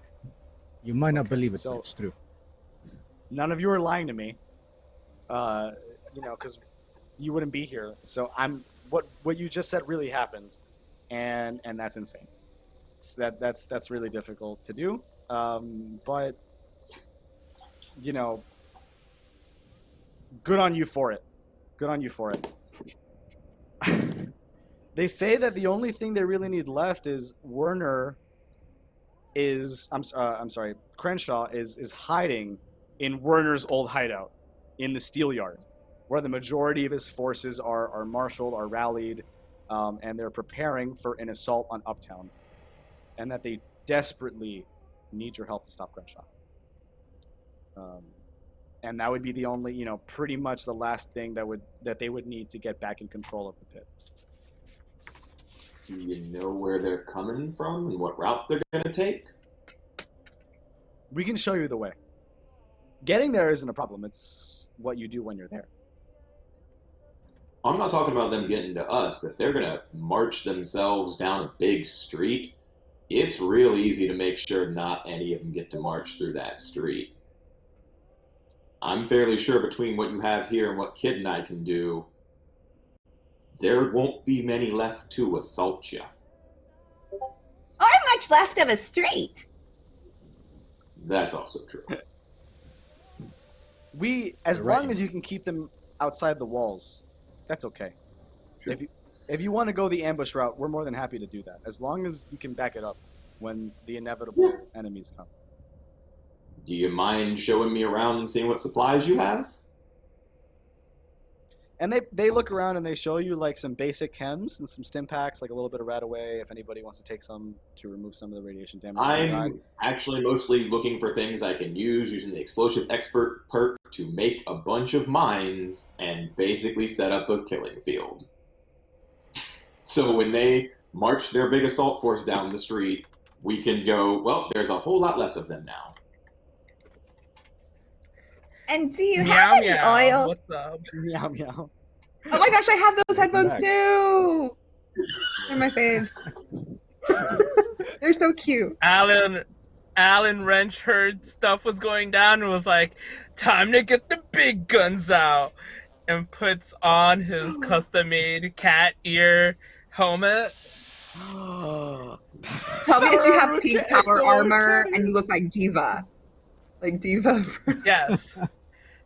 Just That beep, looks boop, so beep, boop. good.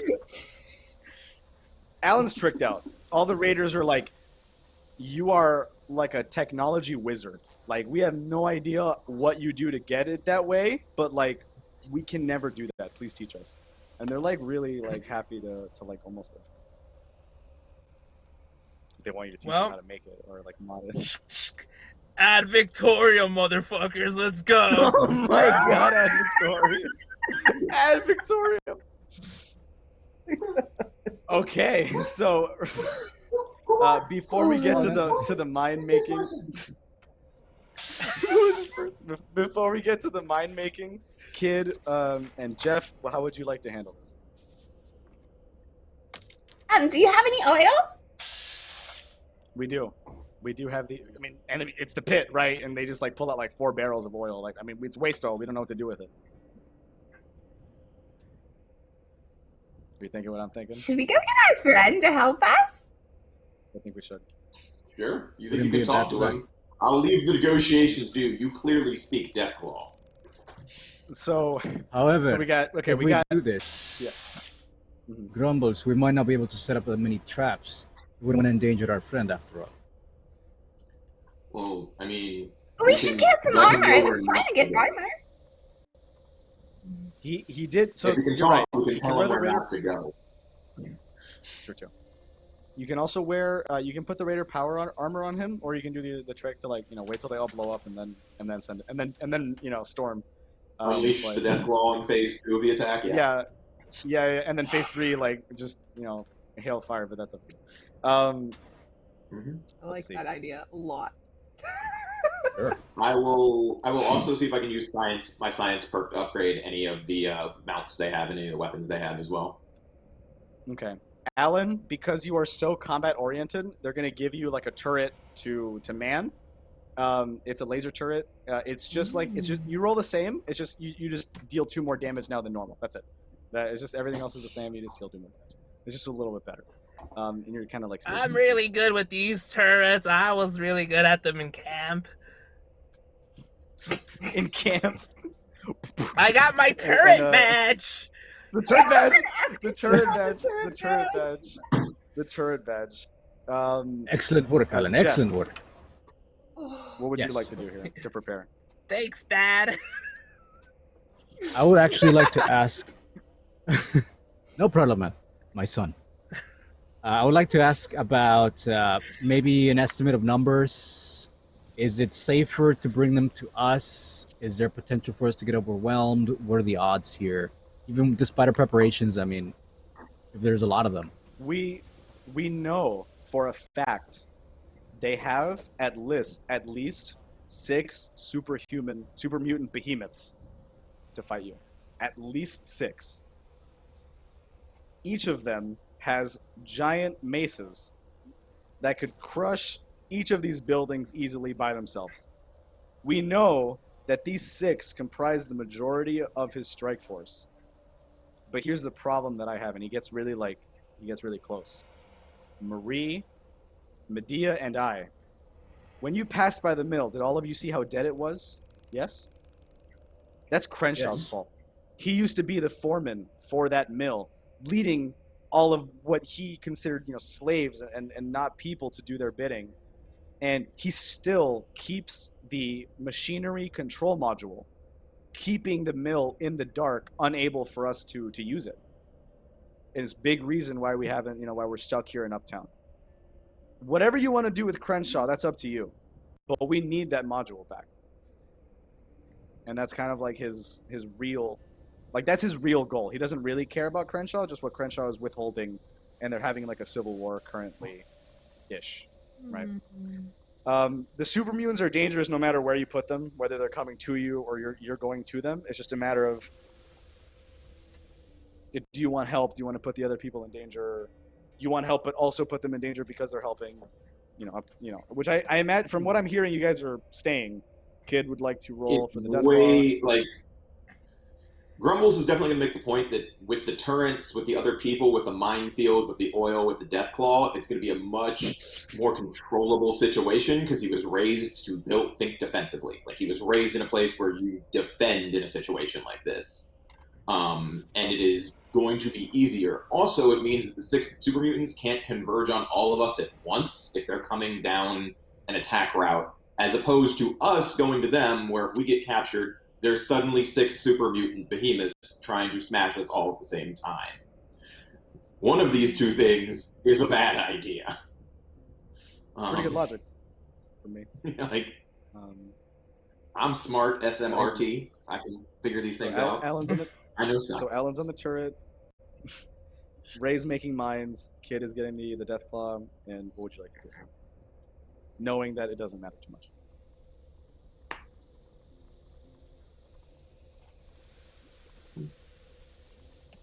Cater me. What? I feel the albino death claw is comparable to 1 super mutant behemoth. I feel that's a fight to watch. I would definitely want to make the case. I'm going to ask it if it has any friends. We have 4 barrels of oil. They could all have a feast.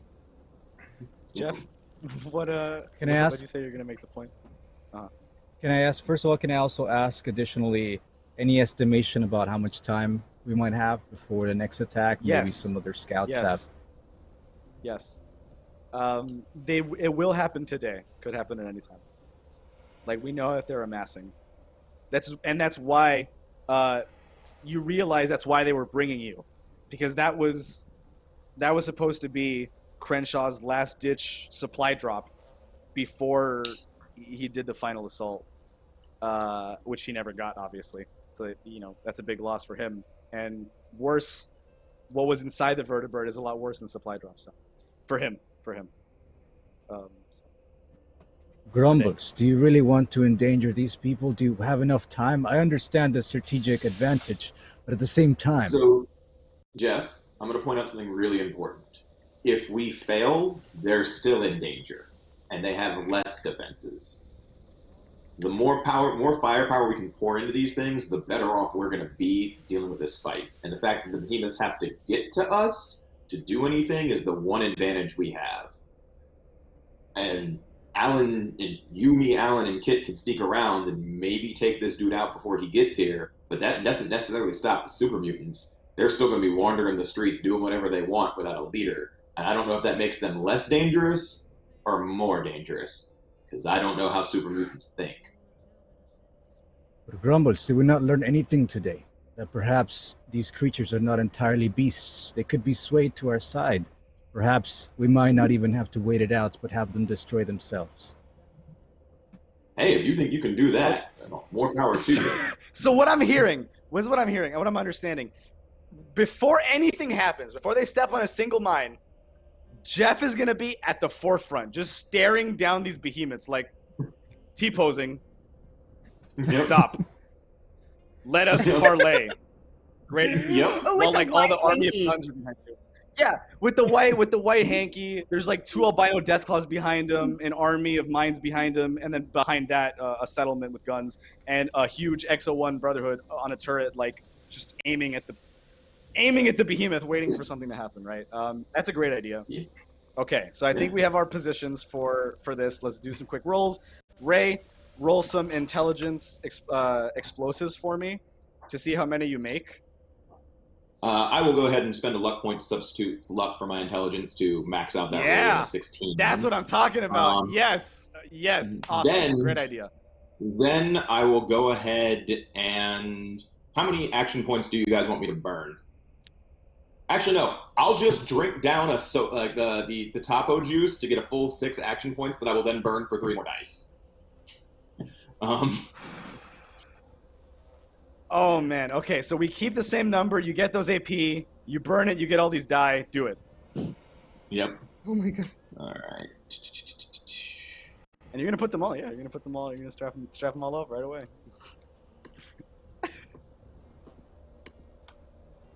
So the number of dice is a full 5. Oh, that's a lot of criticals. 1 complication. 1, 2, 3, 4, 5, 6 hits and 1 complication. Luck? Okay, so I'll just say I will use another luck to re-roll that complication because I don't want to deal with it. Amazing idea.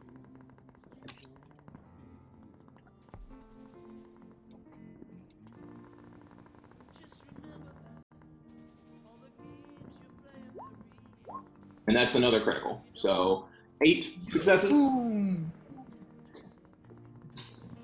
You put down 24 fragmentation mines. Okay. Sounds good. And in a sported area. Who is the best pilot here? I have That's one of my tag skills. Okay, Alan. Before you get on the Yeah. turret, you know, you are gonna make a quick, you know, not a check on just innate thing that comes to your mind. Jeff said he wants to get a super mutant behemoth on his side, but he doesn't know how he's gonna get them past the mines if they agree. You do see an industrial crane in the plaza that you are more than welcome to pilot to toy crane pick up a behemoth and move him away from the mines if you would like to do so when the time comes. I just wanted to give you that option for piloting. So I was going to give you a chance to pilot the vertebrate if it crashed. It didn't, so I want to give you another opportunity. Alan is just looking at the crane and then rubs his pilot patch and is like, I could fly that if I could use that if I need to. Okay. Kid, please roll for me. You go back. You know, all that you just follow. You just retrace your steps. You know, no need to worry about downtown again. And you know, you reapproach the albino Deathclaw, and you're more than welcome to speak to him and ask for friends if you'd like. Okay, I will have rolled one of the barrels with me as a peace offering. Sure. And as proof of liquidation, or libation. Yeah, so... Hey, you got any friends? Because I got more oil where this comes from. His eyes light up. His belly is full. He's like... And he points, like, left. He just points in that direction. Which is a little bit deeper into the mill, and he, like, you know, you guys, you know, he takes you to he nakes you to the other albino Deathclaw, which, before you say anything, he is wearing, like, a backwards baseball cap. And he's, like, super buff. He's a very buffed, he's, like, way buffer than any Deathclaw you've ever seen, so. Go ahead. Hiya, big fella. If you're hungry, I got some more oil where this comes from. Roll me same thing, a luck speech. Let's see what happens. Okay, I will inject myself with some Ultra Jet. Done. And I will I'm also going say, to roll. yeah, it's only one Good. difficulty. It was 2. It's decreased by 1 for the oil barrel. So, 1 success. 1 success. One I will success. It was not 2. inject myself with the Ultra Jet just yet. With the ultra jet. Okay. All right. Use You have some of fun. that AP. That's okay. Okay. We got plenty of AP. Use some AP. Yeah, we got all these things. You don't got. Okay. Okay. So I got. Let's see. What's my speech? Charisma. I'm going to re-roll 1. Oh my gosh! What is the? I'm gonna re-roll 1 more. Oh, I got a 5. I got a success. 1 success. Had to spend 2 luck points to do it, but I got 1. With that noise that we just heard was him ripping apart the oil barrel, like popping it like a beer can and then chugging it, throwing it at the wall afterwards and being like, "Bro," like a big Deathclaw like voice. He's way too buff to walk normally, so he just kind of like lumbers with his arms and he's like ready, follow AI on, like companion AI on, like you can take him back now and like it's all good, right? Okay, I got 2 death claws with me or just 1? 2 albino Deathclaws, 1 stronger, the one that you just recruited stronger than the first, coming back, right? They get very scared. They freak out when you bring 2 Deathclaw, like you don't have to roll, but just explain to them like what's going on. Oh, hey, they're with me. It's all good. They're just hungry. Like I told you before. Nothing to worry about. Are you sure? Are you sure? Right. And then I like pat the pectoral muscle of the really big one. Yeah. Which is bigger than the dude's face. And he's just like, whatever. He opens the gate. And he opens the gate.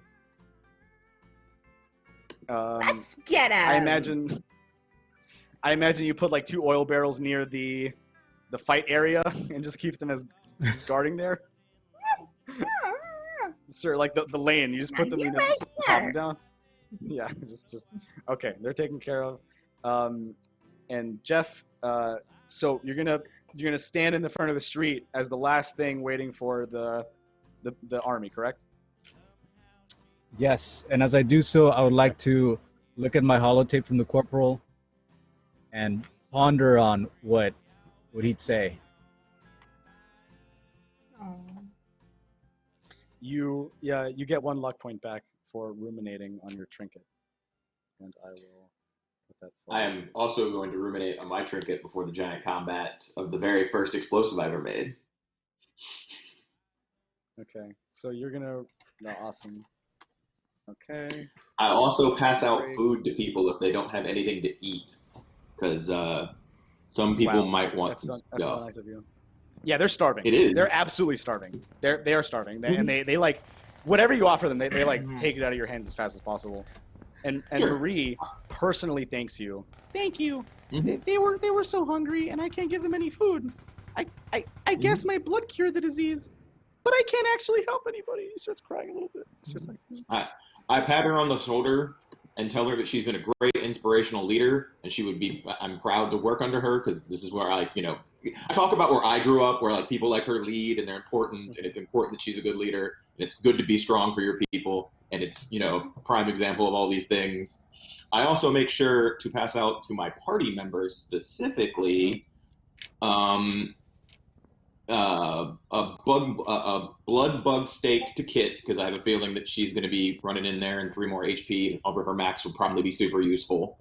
I myself am going to eat the food that gives the group 1 more AP over cap, so we have 7 AP for the fight.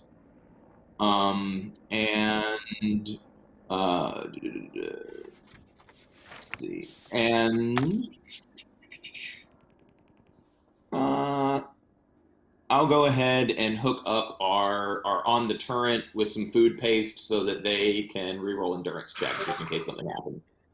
Ooh. wow. Everybody is like healthy, fed, healed from the first aid kits that Jeff gave them. I mean, this is a fighting force. Before, they were like emaciated, you could not stand a chance. Everybody's hopped up on like methamphetamines now. Everybody's like, everybody's eating. Everybody's hyped for this. Everybody puts on the chrome paint and awaits the, the Mad Max Fury Road thing. Yeah, Alan, what's up? So like I'm on the turret, right? For sure. Or the crane, whichever one you can choose. You can not I'm choose. on You the can go back and turret forth for between sure. them. It's all good. Is the turret just like a turret that's like on the road or whatever?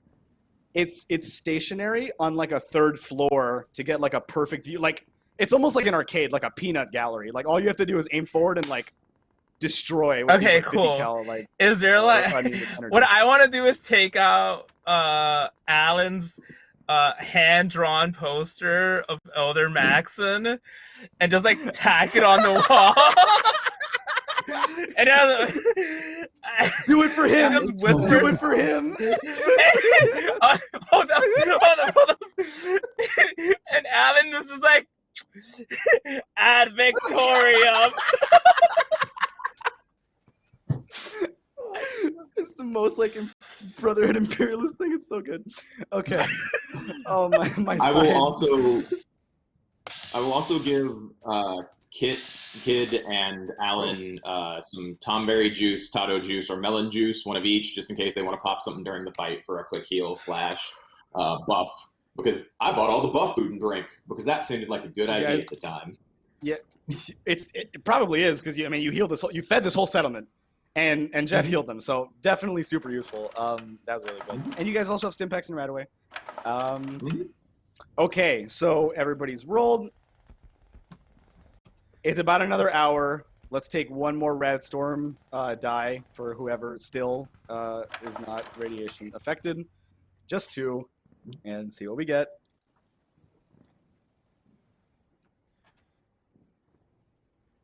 All right, nothing. Fortune smiles upon you, and the Red Storm kind of lightens up, really. Like, the smog clears a little bit, and you can see, like, the faintest glimmer of blue sky. The faintest. And it's like a good omen, for what's going to happen. Okay. So...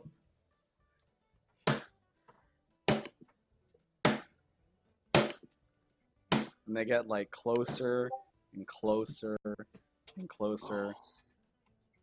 Can I make a speech about it to inspire the people here, Warner and his people? Please rally. Yes, please rally. Okay. People of the pit, you're here to take back what is yours. Stand your ground. You can do this. You will do this. It is only a matter of time. Have faith in yourself. Have faith in the light. You cannot be trapped. You cannot be killed. And they all start shooting at that one blue spot of sky that, like, the majority of them have never seen before, because and like they just guns in the air, handmade AKs, and crap. Everybody's just firing. Like, Raiders going insane right now, going crazy, right? Just really losing it. And so, you see 3 behemoths break through the external wall where they were supposedly coming from on the way there, and behind them 3 more, almost like in a not in an orderly line, but in a battle formation to come forward. Right in the middle, riding, is Crenshaw himself in full Raider power armor with spikes into the behemoth to make sure that he does not leave. Like, he is attached to that thing, going nowhere. Behemoth's cool with it, like, right? And he looks down, and in the distance he sees like this fortified army. He sees like blinking red lights in a field before that. But before that, he sees a single lone Mr. Gutsy in the middle of the road, just looking up at him. Like... Before Jeff goes out there, I pat him on the side and go, "You got this, Jose Esteban, Franco, Flores. You got this." Like, Grumbles. Thank you, my friend. And I gave you my holotape. Should anything Like Ad happen? Victorium, Dad. At the tour. I The put it in player my and pocket. my trinket. Yeah. Oh, Mhm. okay. I put it in my pocket under my very fire-resistant armor, so that nothing bad can happen to it. Grumbles. No matter what happens, you must always be a light in this darkness. Yeah, I'll always be kind of a whiny, annoying voice that'll help keep people safe. That's really the best I can do. It'll do, my friend. You And got then this. that happens, and you walk out there, and he looks down at you, and he says, "Do you know who I am? I am the true Lord of the Pit. Who puts this tin scrap in my way to stop me on my path towards truly making the Pit what it was always supposed to be? A paradise for the likes of us, and not for them." I'm Crenshaw, I'm Crenshaw. Mhm. That is correct. you claim this is your place, yet It you is. come to us as a coward, not as a leader. Come down and coward. face me with a tin scrap. Like 1v1, like you're doing, like you're charging, like you're Yeah. like you're doing like a trial of by combat right now. Okay, all right. Yeah. So, yeah, let's do it. Do a difficulty 4 charisma speech check. Okay. Would you all like me to spend any action points on that? Spend as many as you want. Yeah. I would imagine as many as you'd like. All right. Get it. How many do we have? We have all of them, right? we have have all of 6 them. right So now. you can buy up to 3 addition. So you can buy up to 3 additional d20 Okay. and spend all 6 total. Yeah. Mm-hmm. I'm gonna buy 3. Is that cool? Yeah. Do it. Buy all 3. All right. I'm doing it.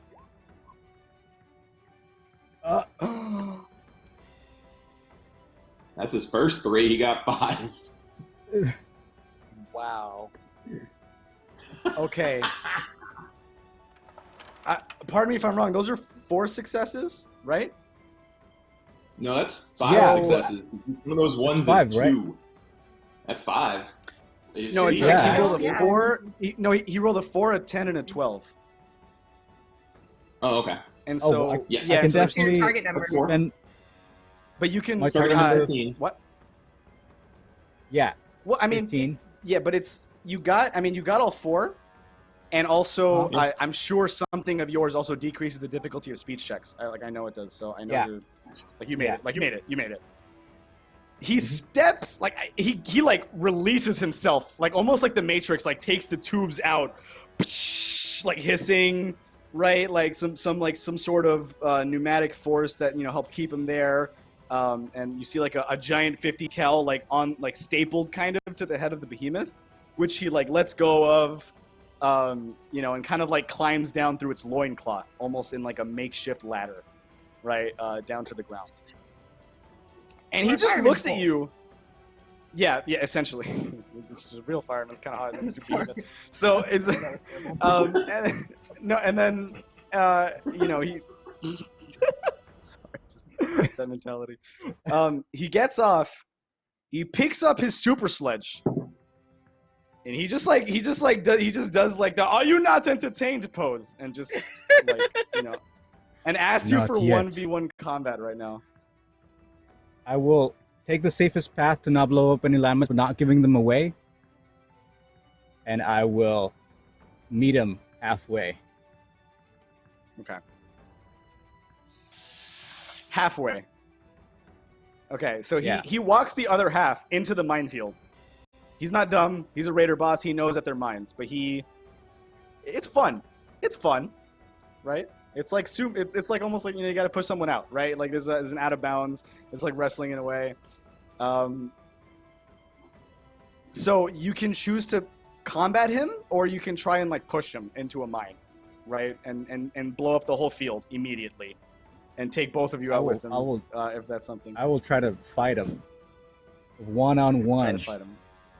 I yell out to him, Crenshaw, do you believe in God? I know I am but a machine, but I understand humanity. There is no gods here, only kings, and I'm king of the pit. That is why you must Not die, you, Crenshaw. tin bot. All right, so you know, and what's your initiative? It's terrible, but I will, mysterious stranger. This is my god.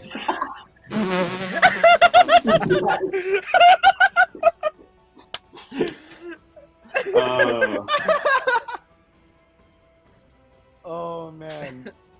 Oh man. Okay.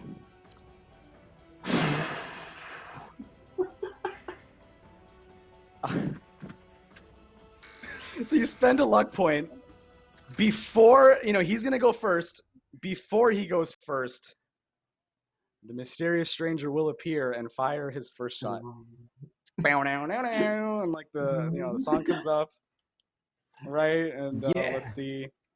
let's see what happens with him. No,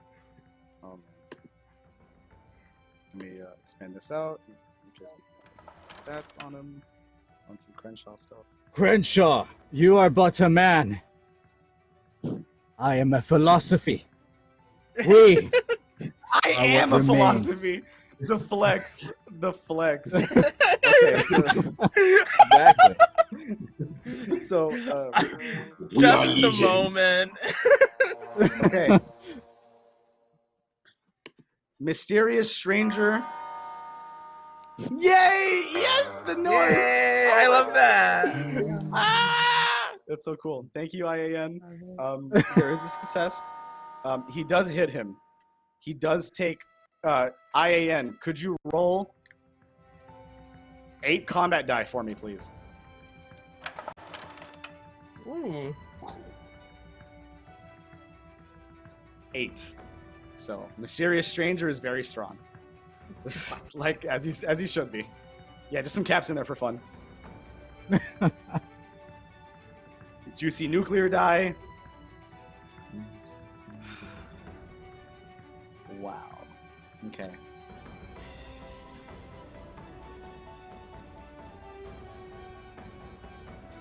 Immediately. Oh, and I'm sorry. Could you roll a hit location for me, please? IAN, just to, because you did not specify. And you can reroll if you want. Isn't that right, Jeff? The hit location. Oh, yeah, I can reroll if I want, yeah. Would you like Nah, to reroll? nah, torso, or give me would you like another to- one. No. Nah, like, give me Oh, another, another one. one. Okay. Okay. Yeah. Hers is too easy. Yes. Immediately on the floor. Immediately on the floor. I'm going to do You a quick feel that, check to see if he. Crenshaw? Go ahead, go Please say ahead, it. Please say it. No, because that might be your last words. Please say it. Do you believe now, Crenshaw? God does exist. If he fails this, he will land on a mine. He did fall on his legs. All right. Let's see what happens.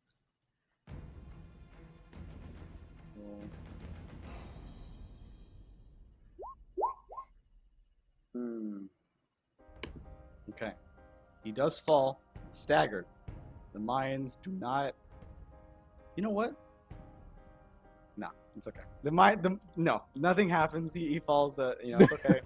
But he does. He can't move, and he is prone now. At this point, we will start combat. We'll start initiative, and let's go back to normal order. One real quick. Could you guys give me your initiative, please? Who wants to go first? I'm 9. 9 for Super Jeff. slow. I will check real quick for the others. Alan is 14. Yep. Wow, that's Also actually so 14. interesting. It's the same. Okay, Yep. 14. That means you guys get to choose. 14. And Kid, I think you're higher. No, 12. A little lower. Okay. Cool. Death Claws have a 14 initiative if you needed that info. Death Claws 2. I do. But I guess if they go out first, they do take out the mines also. So, we should probably let them blow it up first. And I want to check real quick to make sure what the behemoths is. It's less. Okay. You get to decide, Alan or Ray. Who goes first? I'll let Alan go first. He's our fearless leader. Yay! Ad Victorium! I'm gonna shoot at. Can I shoot any of the behemoths? Yes. Yes. All right. You can shoot one to hurt it, or you can pick one up in a crane to temporarily take it out of combat while it flails around. Either way. I'm gonna shoot at one because why not? Nice. Yeah. I mean, you have the turret. You're in the big guns. So.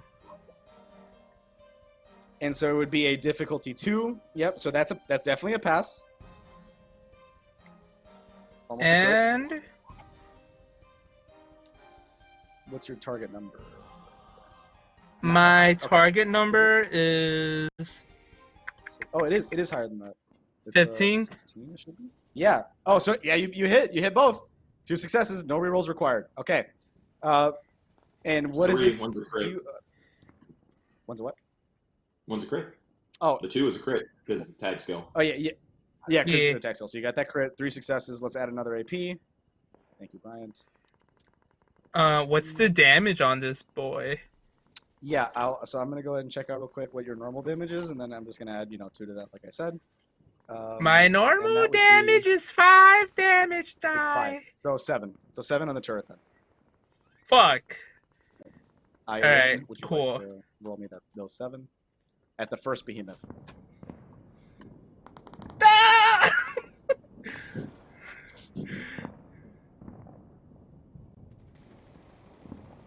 Meanwhile, a Mr. Gutsy and a Raider boss are like punching it out.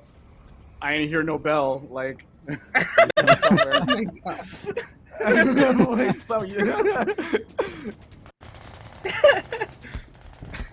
so, okay, so he takes that damage. Next on the order would be Ray. Wait, what was the damage? I didn't see. Oh, sorry. Yeah, me neither. I'm sorry about that. Do you mind rolling another 7 for me?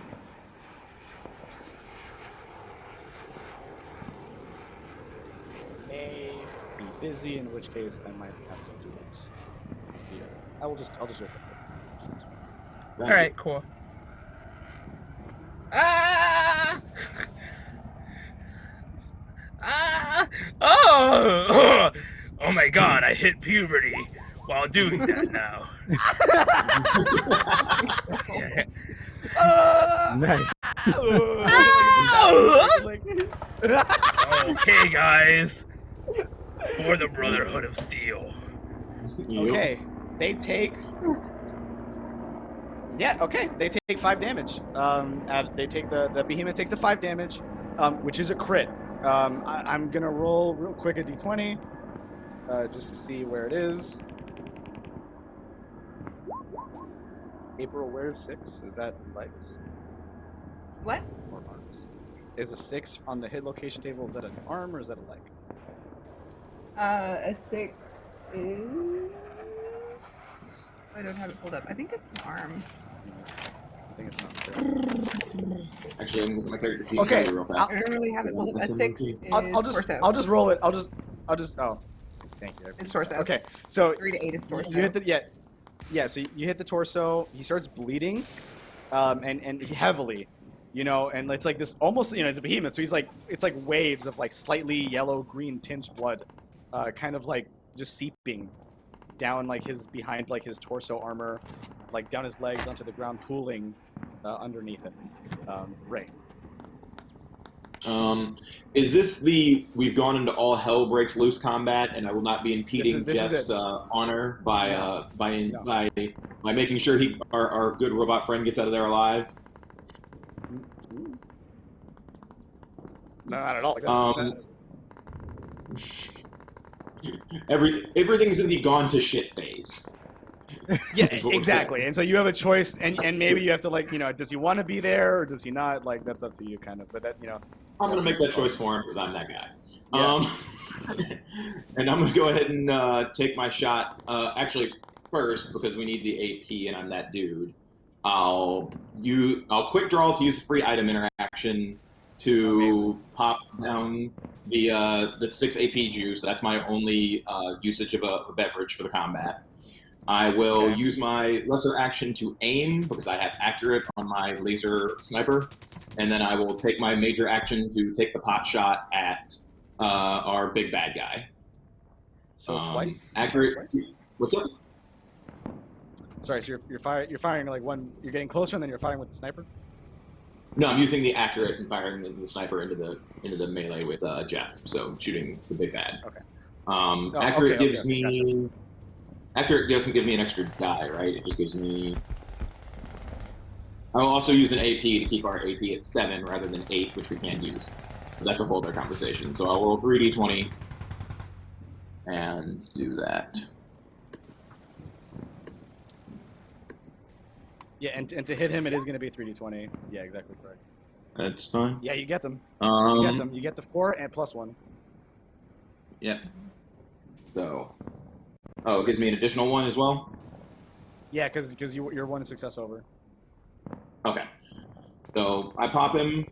I don't remember what the accurate trait does. Do you know off the top of your head, April, what accurate on a weapon does after you aim? Sorry. I know it gives a bonus. Sorry. Yeah, sorry for the questions. Yeah, accurate. You can use you can use aim as a minor action, then spend up to 3 action points, or up to 3d6 to attack damage. But you can't spend more ammo when doing this, though. So you can't use your fire rate or whatever. Yeah, that's fine. I just cared about getting the extra dice to damage. Which is why I used the AP. So 3 extra damage die plus. Mm-hmm. And plus what? So 10 dice of damage. With 10 dice. Oh, okay, yeah. Okay. Yeah, just trying to keep up with all this hardcore. I'm gonna wreck these people mentality. All right, so yeah, 10 damage die on this one. Thank you so much, Mr. Ian. Our vertebrate AI. It might get a little messier here in a moment. Yeah, might have to clean up after Mr. Gutsy. Or himself. Clean him up. Oh, wow, okay. 2... okay. 1, 2, 3, 4, 5, 6, 7, plus 3 effect. So he loses resistances, so he takes... Okay. So he takes the full 7. Yeah, piercing too. He takes the full 7? I also... What'd you aim, sorry?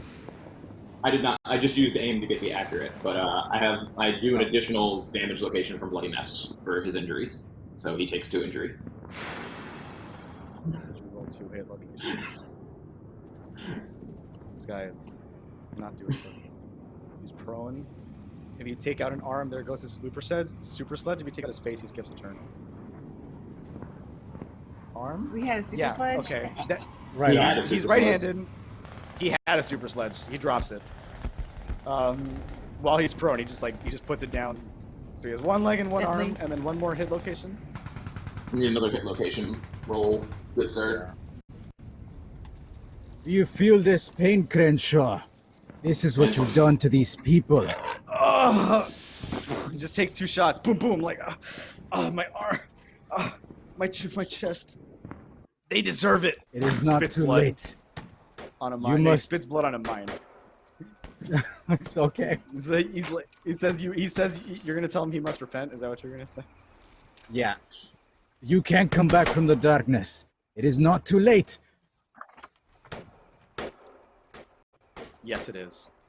It is. And he realizes he's going to die. And he has the chip on him. And if he goes and his body blows up, so does the chip. It is not his turn yet, but he's like trying to crawl over for immediate suicide. Just gonna throw that out. I mean, I don't know, like, even I don't care how much health he has, like, he can't fight. He can't fight. He knows it's over.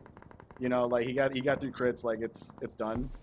He's done in rings. He's gonna depend on his army to take out the settlement now, and he tells Jeff this. He's like, "What do you think you've earned? These people, their lives.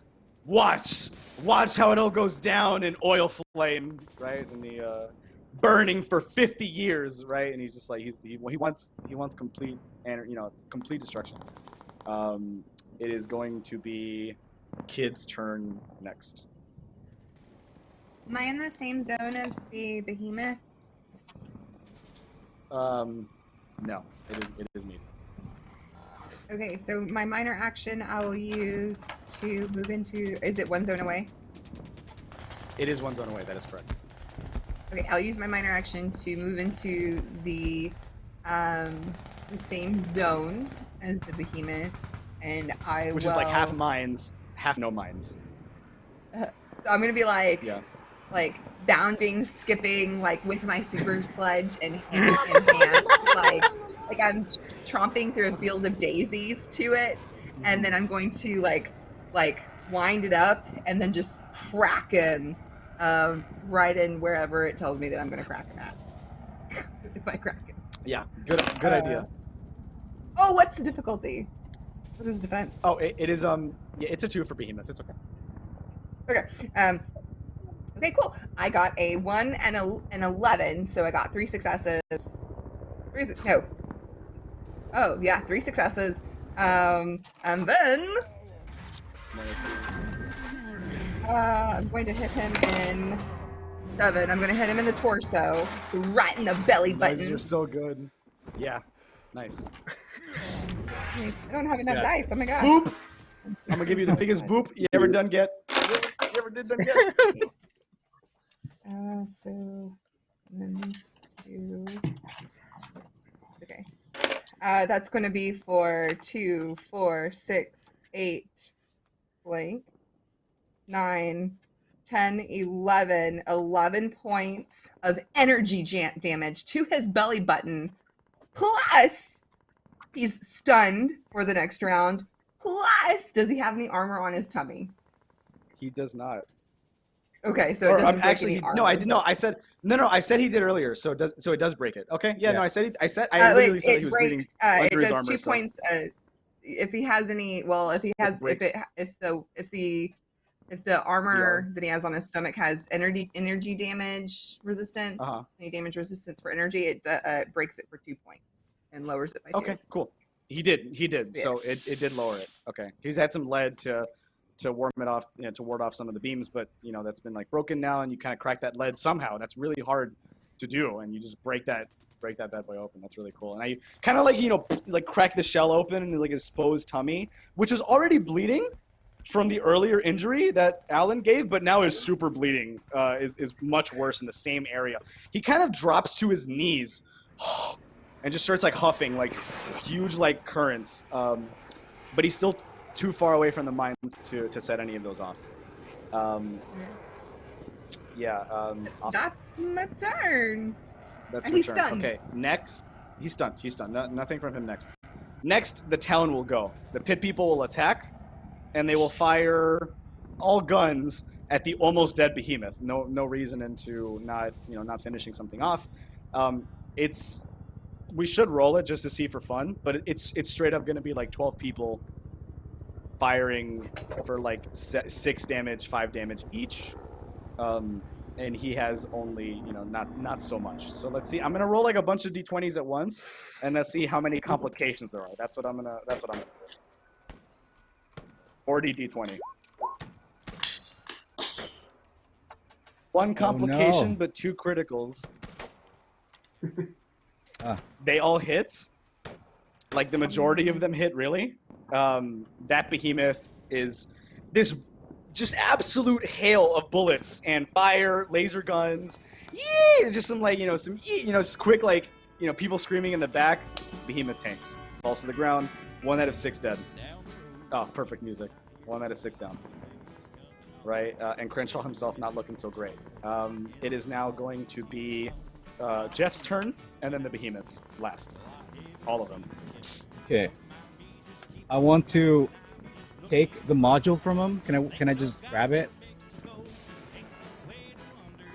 He's gonna try and stop you, so let's do a strength unarmed oppose test to take it from him.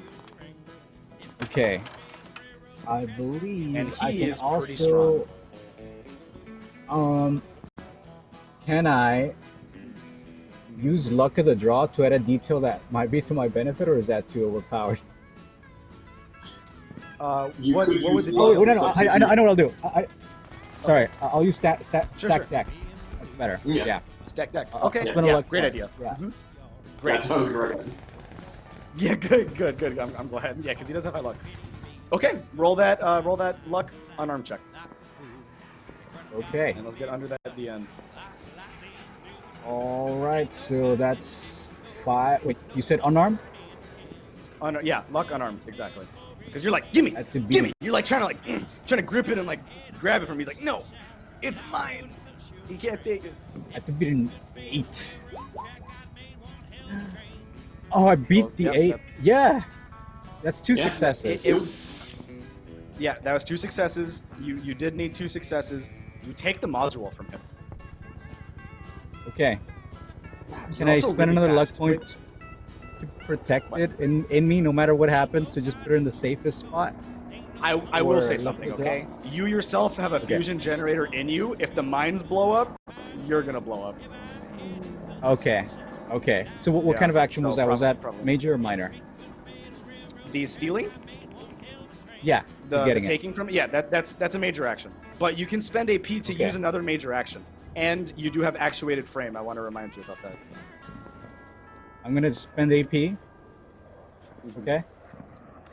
Yep. And I'm gonna Yeah, sure. fling the module back in the direction of the camp, directly at who? I guess Grumbles. Or who would be closest? Just like hurling it.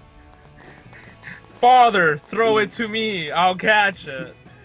You're right, You could also Alan. just use the second major to bounce out of the minefield. Just get out of there. He does have that option. Jeff does have that option, but it is up to Jeff. So, Jeff, is if up you to want to Jeff. throw it, that's okay. Do me another agility throwing. Let's do an agility throwing again. Yeah, and you can do stack deck if you want, of course. I will use stack deck. Okay. And I will take off your. Yeah, The nice, caps good. And the hat The are caps. it's so The caps. fun. It's so cool. It really 8. is. 8 plus 5 is that 12? Right? Okay, there. Ooh. Wait! Oh no, I can't. You can reroll it. You can reroll the Can I complication. use Reroll that misfortune? I can use misfortune? Mhm. Alright. Oh, just 3, right? Can I spend the rest of my luck just to do it? I have I'll 3. say yeah. Why not? I'll say yeah. Why not? 1, It's really important. 2. Sure. 3. That's it. I'm out of luck. Yeah. This is it. Wow. I'm out of luck. Well, I We mean, out. we got some more, but that's cool. I'll just put that you out. Okay. All right, you're out. You're out of luck. Yeah, so it was 12. It does Right. succeed. It does succeed. It does succeed. Alan, Okay. let's do a difficulty 1 strength unarmed test just to see if you catch it. Jeff Yeah. threw it successfully. I just want to see if you catch it. Or if it lands near you. You want to re-roll that?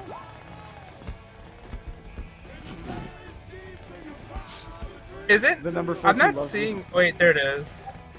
13. Oh, shoot. Dang. My strength you- is 11. You did not. Yeah, you did not pass. But your strength is 11 plus your throwing. What's your throw? Or I'm sorry, your unarmed. What's your unarmed? I got 0. 0. Okay. All right. In this case, you are. April's right. You can choose to succeed at a cost. I will choose a complication. Yes. Okay. You it's landing closer than it's supposed to be. So you kind of fling yourself forward a little bit to grab it, and you break through the turret and you fall off the little second floor. But you grab it and you don't take any damage. But the turret is not working anymore. Ah! And I Oh smell no! You movement, dive right? for it. You die. You jump up. You break through glass to basically dive it and to get it. And you do Ah! it. And it's okay. Father, I caught it. My man. He did. Alan did catch it. Can I move forward? I did forget. Yeah, what? Towards the behemoth, or towards Yeah, I want to head Yeah. towards the people Head that are sword. attacking us and Yeah, yell sure. out, Yeah, you can. You can. "We could have peace. It is not too late." That's it. That's my turn. Okay. Wow, big turn. I forgot about the death claws. They were supposed to go earlier. I will make them go now. You told them about where to go. They're gonna drive. They're gonna like ride by, and they're gonna pass the arena. The buff one is gonna look at him and look at Crenshaw, and he's gonna look at you, Jeff, and he's like, "Problem here? Problem? Is there a problem?" He's such a dude, bro. Yes. This guy Over there, This guy bothering point. you? This guy bothering you? Bro, is this guy bothering you? Bro, is this guy bothering you right now? Yeah, totally. The feeling you're getting from his death claw right now. He's just gonna kill him. He's just gonna. That's it. You said yes. Like that death claw is gonna. That's it. That death claw is gonna like. They're gonna. He's a lost lamb. They're gonna. Both of them are gonna attack.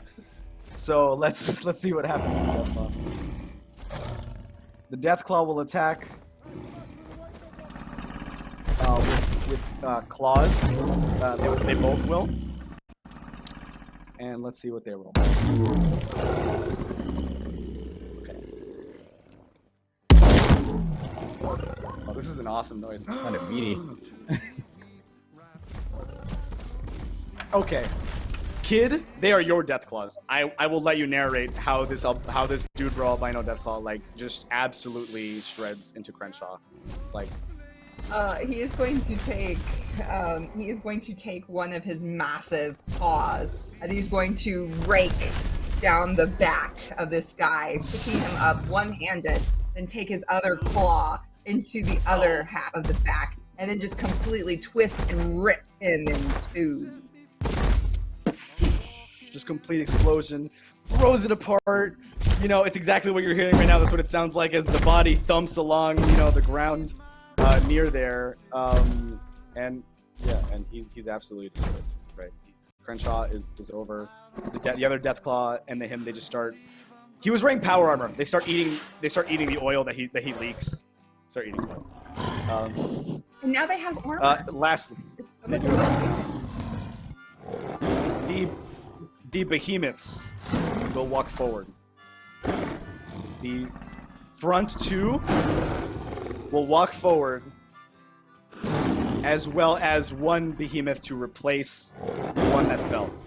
In total, 3 will take the initial steps that will trigger all 24 mines to explode. I don't know how to calculate the damage, so we can joke with it and make the IAN roll like 100 damage die to see what happens.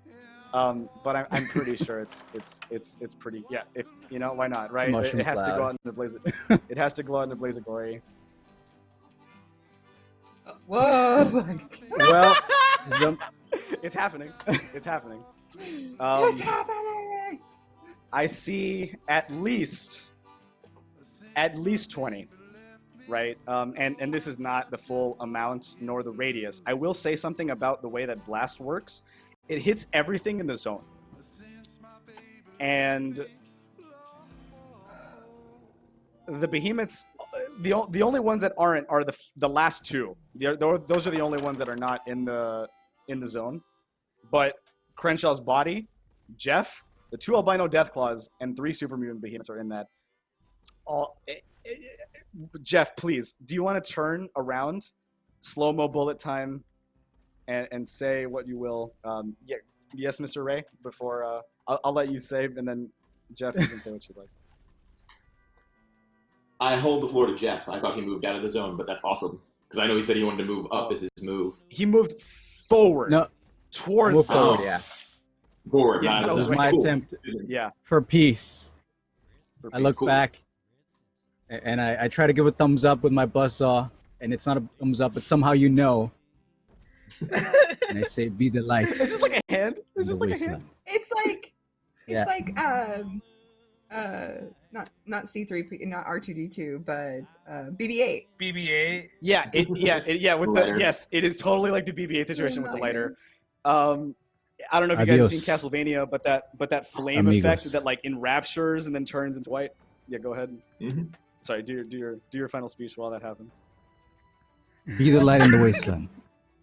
Adios, my friends. Mis amigos. Ad Victorium. Yeah, yeah, and you like Jeff, like the explosion happens. Less than half a second later, you see like a small mushroom cloud come out of the more normal, conventional explosion, and you know that, and like a little heart. It turns into a heart for some reason. The mushroom cloud, the mini mushroom cloud, and you know that Jeff was there with you. It's God. It's God. As the three behemoths, the two albino deathclaws, Crenshaw's body and Jeff are annihilated. It is back to Kid or Bray's turn. Yes. May I spend a luck point to have his buzzsaw land near me so we can fashion it into a weapon for Kit later? My absolute pleasure. My absolute, of course it does. The whole arm too. Like you can put it on. You can put the rest of the arm on display. The hero, Sure. Pit, the tree of the Pit.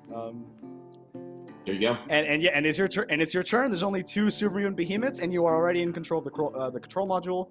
And after those behemoths, you win. There we go.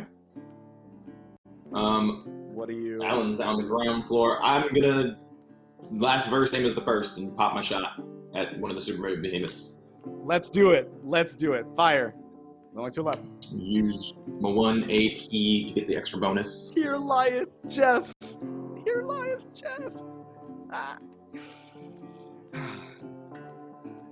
Jeffy D. Jeff. Yeah, let's get an F in the chat. Can we actually get an F in the chat for Jeff? Like, 2 Fs for Jeff. 3 Fs. 2 3 Fs Fs. for 3 Fs. Oh. 2 Fs for Jeff. 2 Fs for Jeff. 3 successes. So Okay. I hit That's right. Oh. Okay. Yeah, you got it. And roll that damage. How much? You said 10. 10 dice of damage. 10 die. Game. 10 die on that behemoth. For the AP expenditure, the 10 die.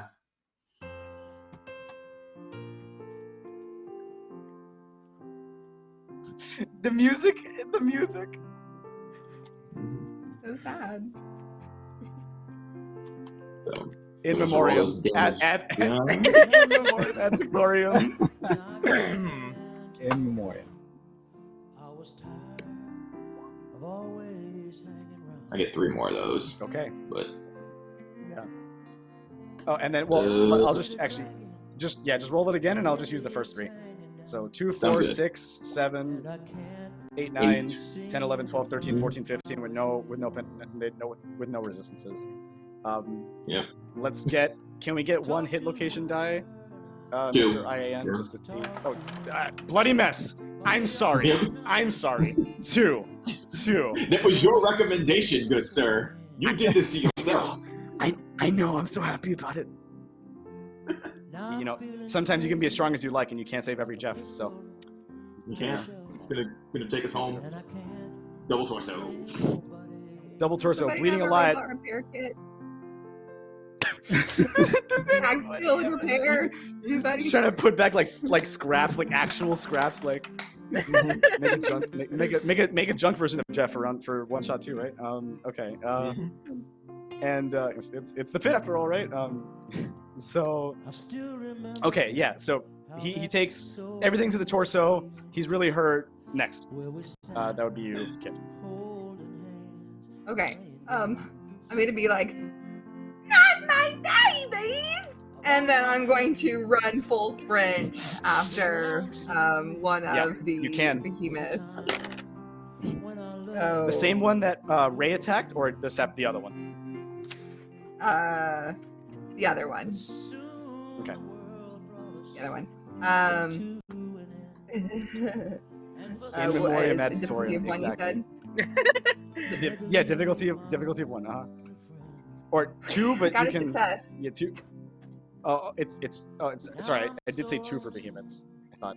Oh, it is? Okay. Yeah. Shoot. I think that was like for the special thing, but yeah, normal 2. You can roll more if you want. Use AP. Have action points? Luck, Okay, I'm gonna You're 4. Yeah.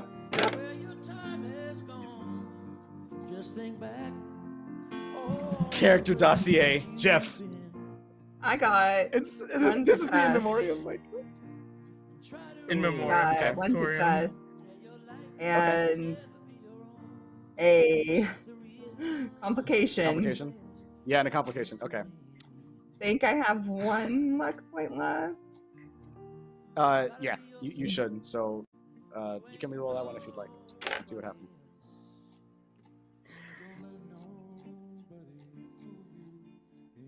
Got a 19. So I still have a complication. Yeah. So, oh, you rerolled the complication, right? No, then no, you don't. It's fine. Oh, no. Oh Oh no. Yeah. Because a difficulty of 2, I think the complication goes up 19 and 20. The range is 19 and 20 Oh. for difficulty 2, right? Yeah, I think I actually think you're right about that. Okay, I have a fun one for you. Roll damage. Your leg. Oh no. So much. You just miss, and you just go right for the kneecap, and see if you bust it. Okay. And then it's gonna be, oh my gosh, this is a lot. Okay, 2, 4. Oh 5, no! I am strong. 7, 8, 9, 10, 11, 12. 12 points of damage, of energy damage. And it has effects. So, you. Are you okay? You do crit. If so I let's take get a all that location. damage? Yeah. Me? Yeah. Hit location. If And I hit let's- myself, it's gonna be my left leg. I can take that much. That would bring me down to not even half. Okay. But it would The break leg my doesn't work leg. though, and you are prone. Yeah, you are prone now. And you do need stabilization from some medic, in order to fix that leg. Okay. And it would now be. Yeah, and it's back to Alan. Hell I yeah. got those confused. So Go ahead. bad. Please go ahead. It's fine.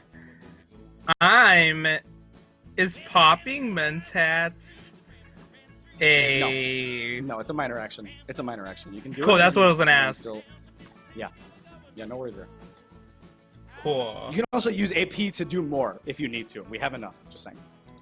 Well, I'm gonna pop some mentats. It's Alan's first time taking drugs. They're like Father, it's like this an- is for you. It's like an Adderall or a Vyvanse type situation. So, depending on how that affects Alan, that's what he would be currently under the effects of. And it Alright, increases your cool. intelligence, and you can do whatever you want with that. Cool. And then I'm gonna raise my Brotherhood laser rifle and shoot at the behemoth that we've been shooting at. Okay, go for it. Let's get that 2d20 again. Oh, Bish, Nice, that's a pass. crit. that's a crit. It is a crit. That's a crit too. Boom, that's another crit. Nice. 4 successes. You get a lot of AP. We get max AP again. Ah! Yeah, straight up.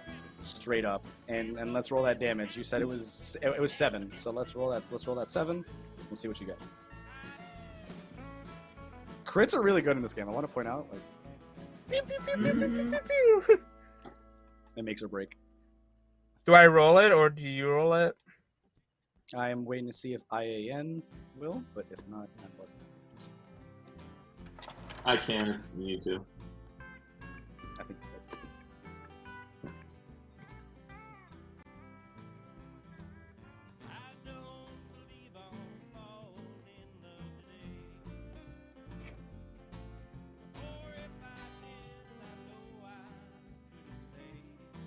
Okay, 4, pretty good. Yeah, unfortunately not a crit for this one. Wait, is that all the die? I can't see the other ones. I'm sorry.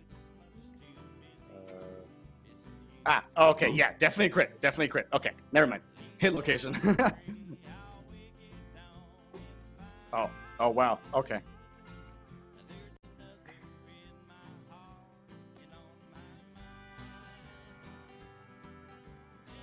Nice.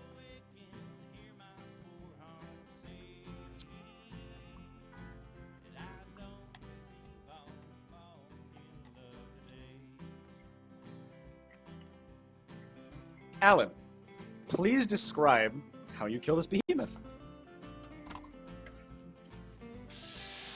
I didn't hear that. I'm sorry. It's okay. No, it's okay. Please describe how you murder this behemoth, because you do. God forgives. I don't. Pew, pew, pew, pew. With the now deep voice. Now your voice is deep as heck, but the laser gun is still. Is this still like really light? You know. Oh wow. Okay. Yeah, it hits him in the torso. Hell, yeah, go ahead. When you get to hell, tell them Alan sent you. Pew, pew, pew. It goes right through his his 8-chambered super mutant behemoth heart, and there's just like a Kamehameha hole, like a lightsaber burn, where that used to be. He just like a colossus just falls and like the ground shakes, right? There is a single one remaining, and that one will take he'll use all the AP he has to run as close to the gate as he can, where everybody is, and take another major action and attack with extra damage die. Okay, so let's see what happens when he does that. He's gonna roll. He only needs 1 success.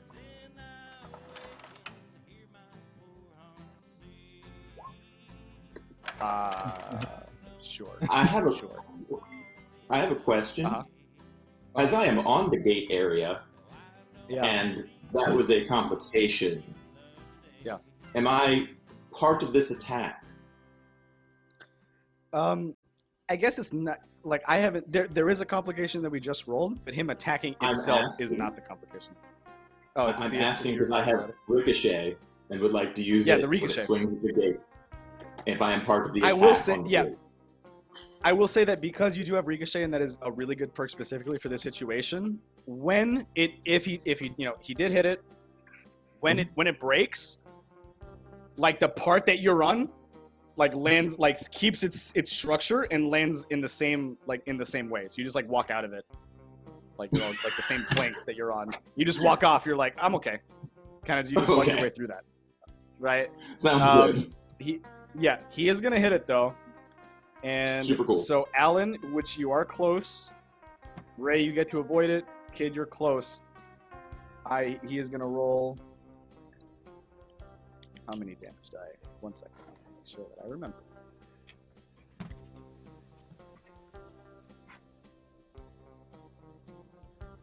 Pop. Aha. He's gonna roll 14 damage die. Mm-hmm. And that's how much damage we're gonna see. Who gets hit by what? 14 die. So. Also, it's vicious. Yeah. Cool. I mean, You're cool. You're like, I don't care. Whatever. Like you're like, ricochet. Seemed like it might come in handy. It definitely did. Okay. 1, 2, 3, 4, 5, 6, 7, 8, 9, 10, 11, 12, 13, 14, 15, 16, 16. 16.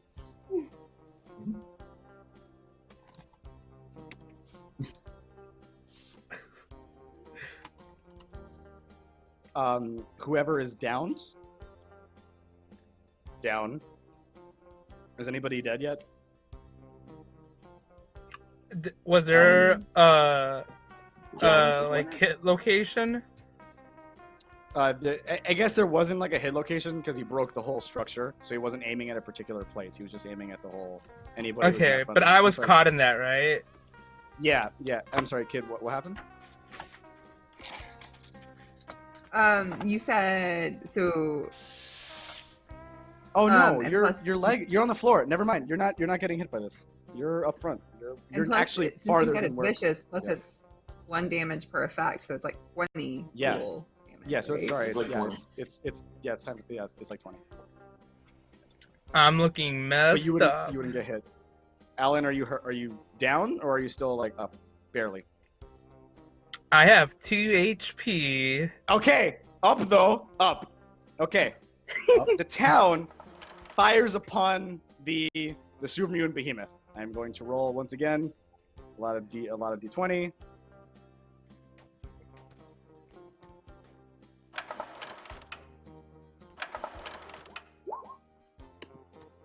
That roll. No, that rolled 102. Don't listen to that.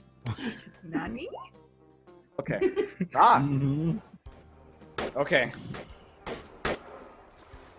Yeah, that's exactly what you hear.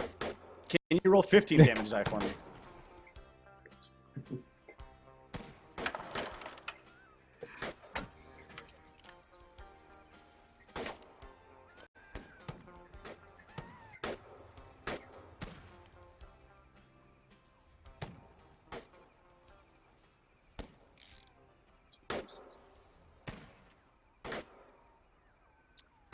He, and then 1 hit location die. Let's see where that gets him.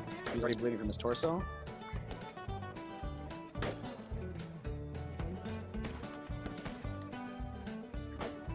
Let's see where it hits him.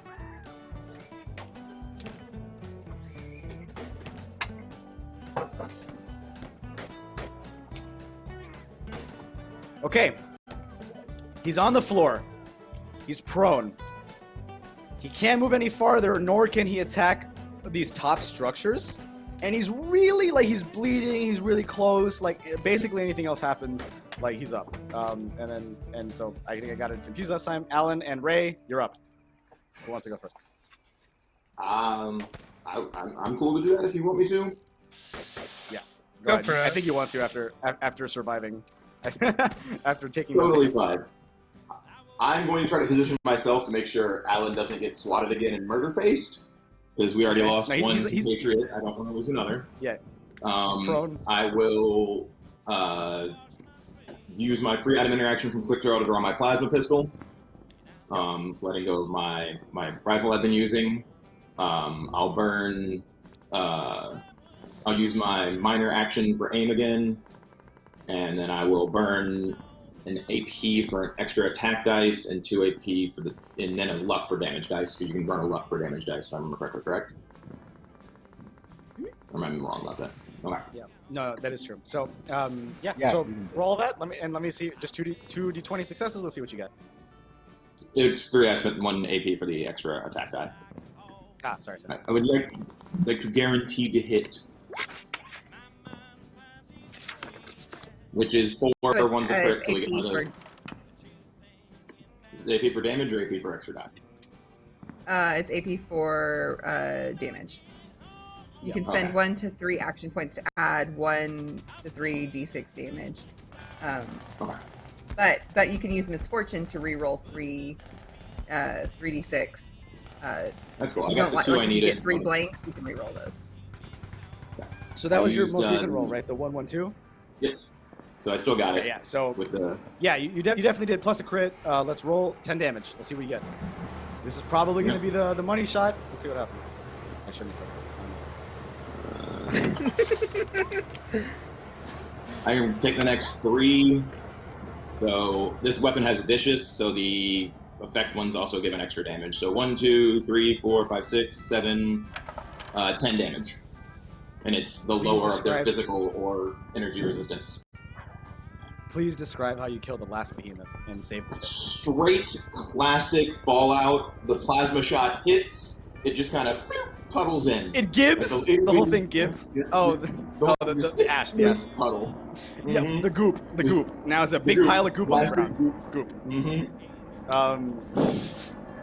Classic goop. End combat. End combat. Everybody can relax now.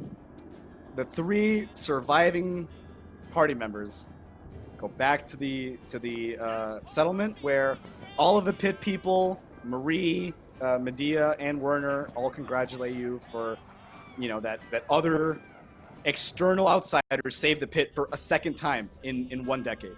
And they kind of, they rejoice. Thank you. Maria's like, I really appreciate it. I'm sorry for Mr. Deathclaw, though. When I'm older, I won't be so mean anymore. Because you guys were so nice. And, made her like really helped her out. And you're more than welcome to ask them about anything and everything before getting on the vertibird back to the Commonwealth, so that Alan can get that promotion that he sorely deserves. Alan pulls out the module. He's like, I'm gonna give you this, but in return, The control module. we're renaming the pit to Jeff City.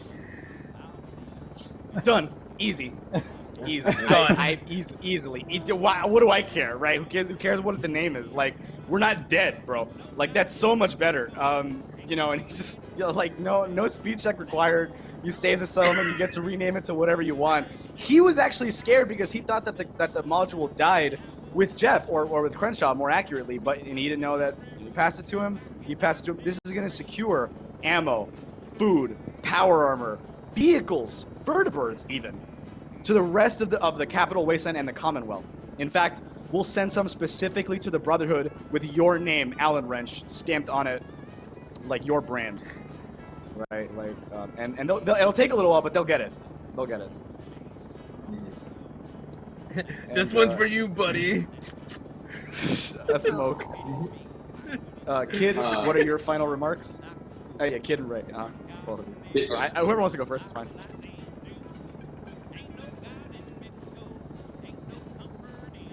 The standoff now. I will go, and I will try. I'm not. Actually, you know what? Hey, I kind of like it here. You're my people. How about I stay here with you? Done. I could wrestle You're the new against some of general. your Deathclaw peoples. We don't know how you do that, and it scares me. But you clearly have such a tactical mind on you. You're the new general of Jeff City. Done. I'm gonna have my own Deathclaw army. They take you to the sugar bomb room. I eat The room of all, sugar. not all of them. I eat like 5 portions of them, and I down a Nuka-Cola just to see if it's good, like you had said. You level up. I'm imagining you're just Scrooge McDucking swimming in sugar bombs. So happy. a pool of Nuka-Cola and some soggy cartons of sugar bombs. Ray, what would you like to do? He's going to use his repair skill to quickly fashion kind of a saw blade with Jeff's remaining arm, and then he's going to ask somebody for a holotape recording and hope for a Baymax moment. Hope that Jeff's programming is on the holotape he gave me, and so we can possibly build him again. That is. I'd given you totally my holotape with the yes. the holotape layer. So Sure. what he's trying to say is that he's trying to like rebuild your personality by reverse engineering the holotape thing. From my understanding, right? Like that's what's happening. Yep. Mm-hmm. Okay. So roll me a luck science. See what's going. Let's see what happens. Or I'm sorry, luck repair. Sorry, luck repair. I don't know why I said that. That's totally fine. How many I will burn all the AP we have as well if we have any left. Do over. it. Do it. Yeah, it's all of it. Yeah, it all goes away. It all disappears. Mm-hmm. 5d20, can't fail. Like I won't even say what the difficulty is. Let's just see.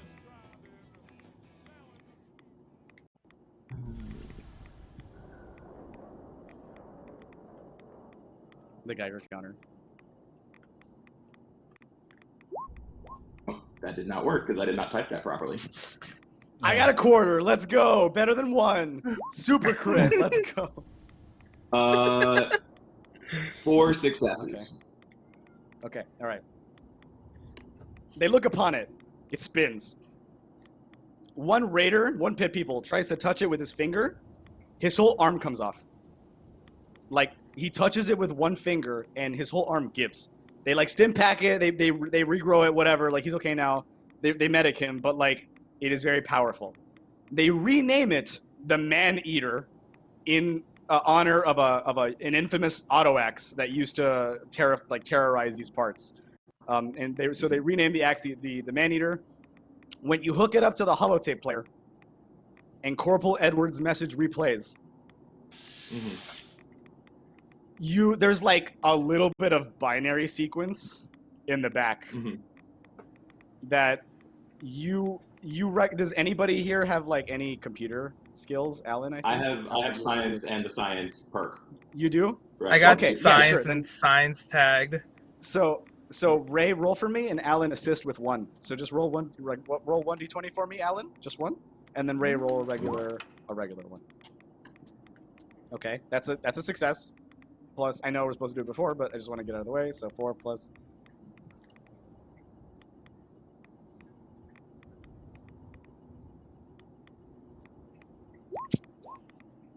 That is not a success. Not a complication, though.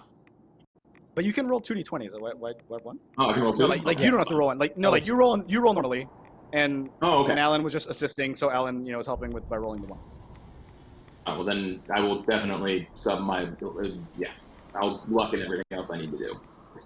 Yeah. You can do the whole. I mean, I know you just use the action points, but you can still do it. Like. So 2. Yeah, it's a pass. No, it's just fine. It's 1 success.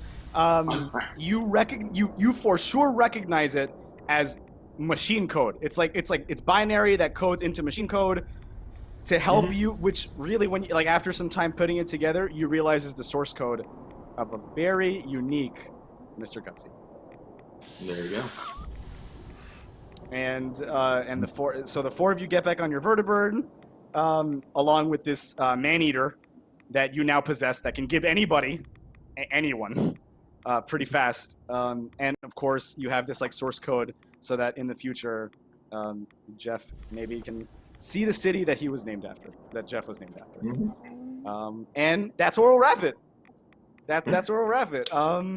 Yay! That was so much fun. I had an amazing time. Before I keep talking, I would love our wonderful cast to close out and give their introductions, plug your social media, and then I'll give one last shout out to the wonderful people who made this happen. Please, let's start with our last guest, April, StilettoDM.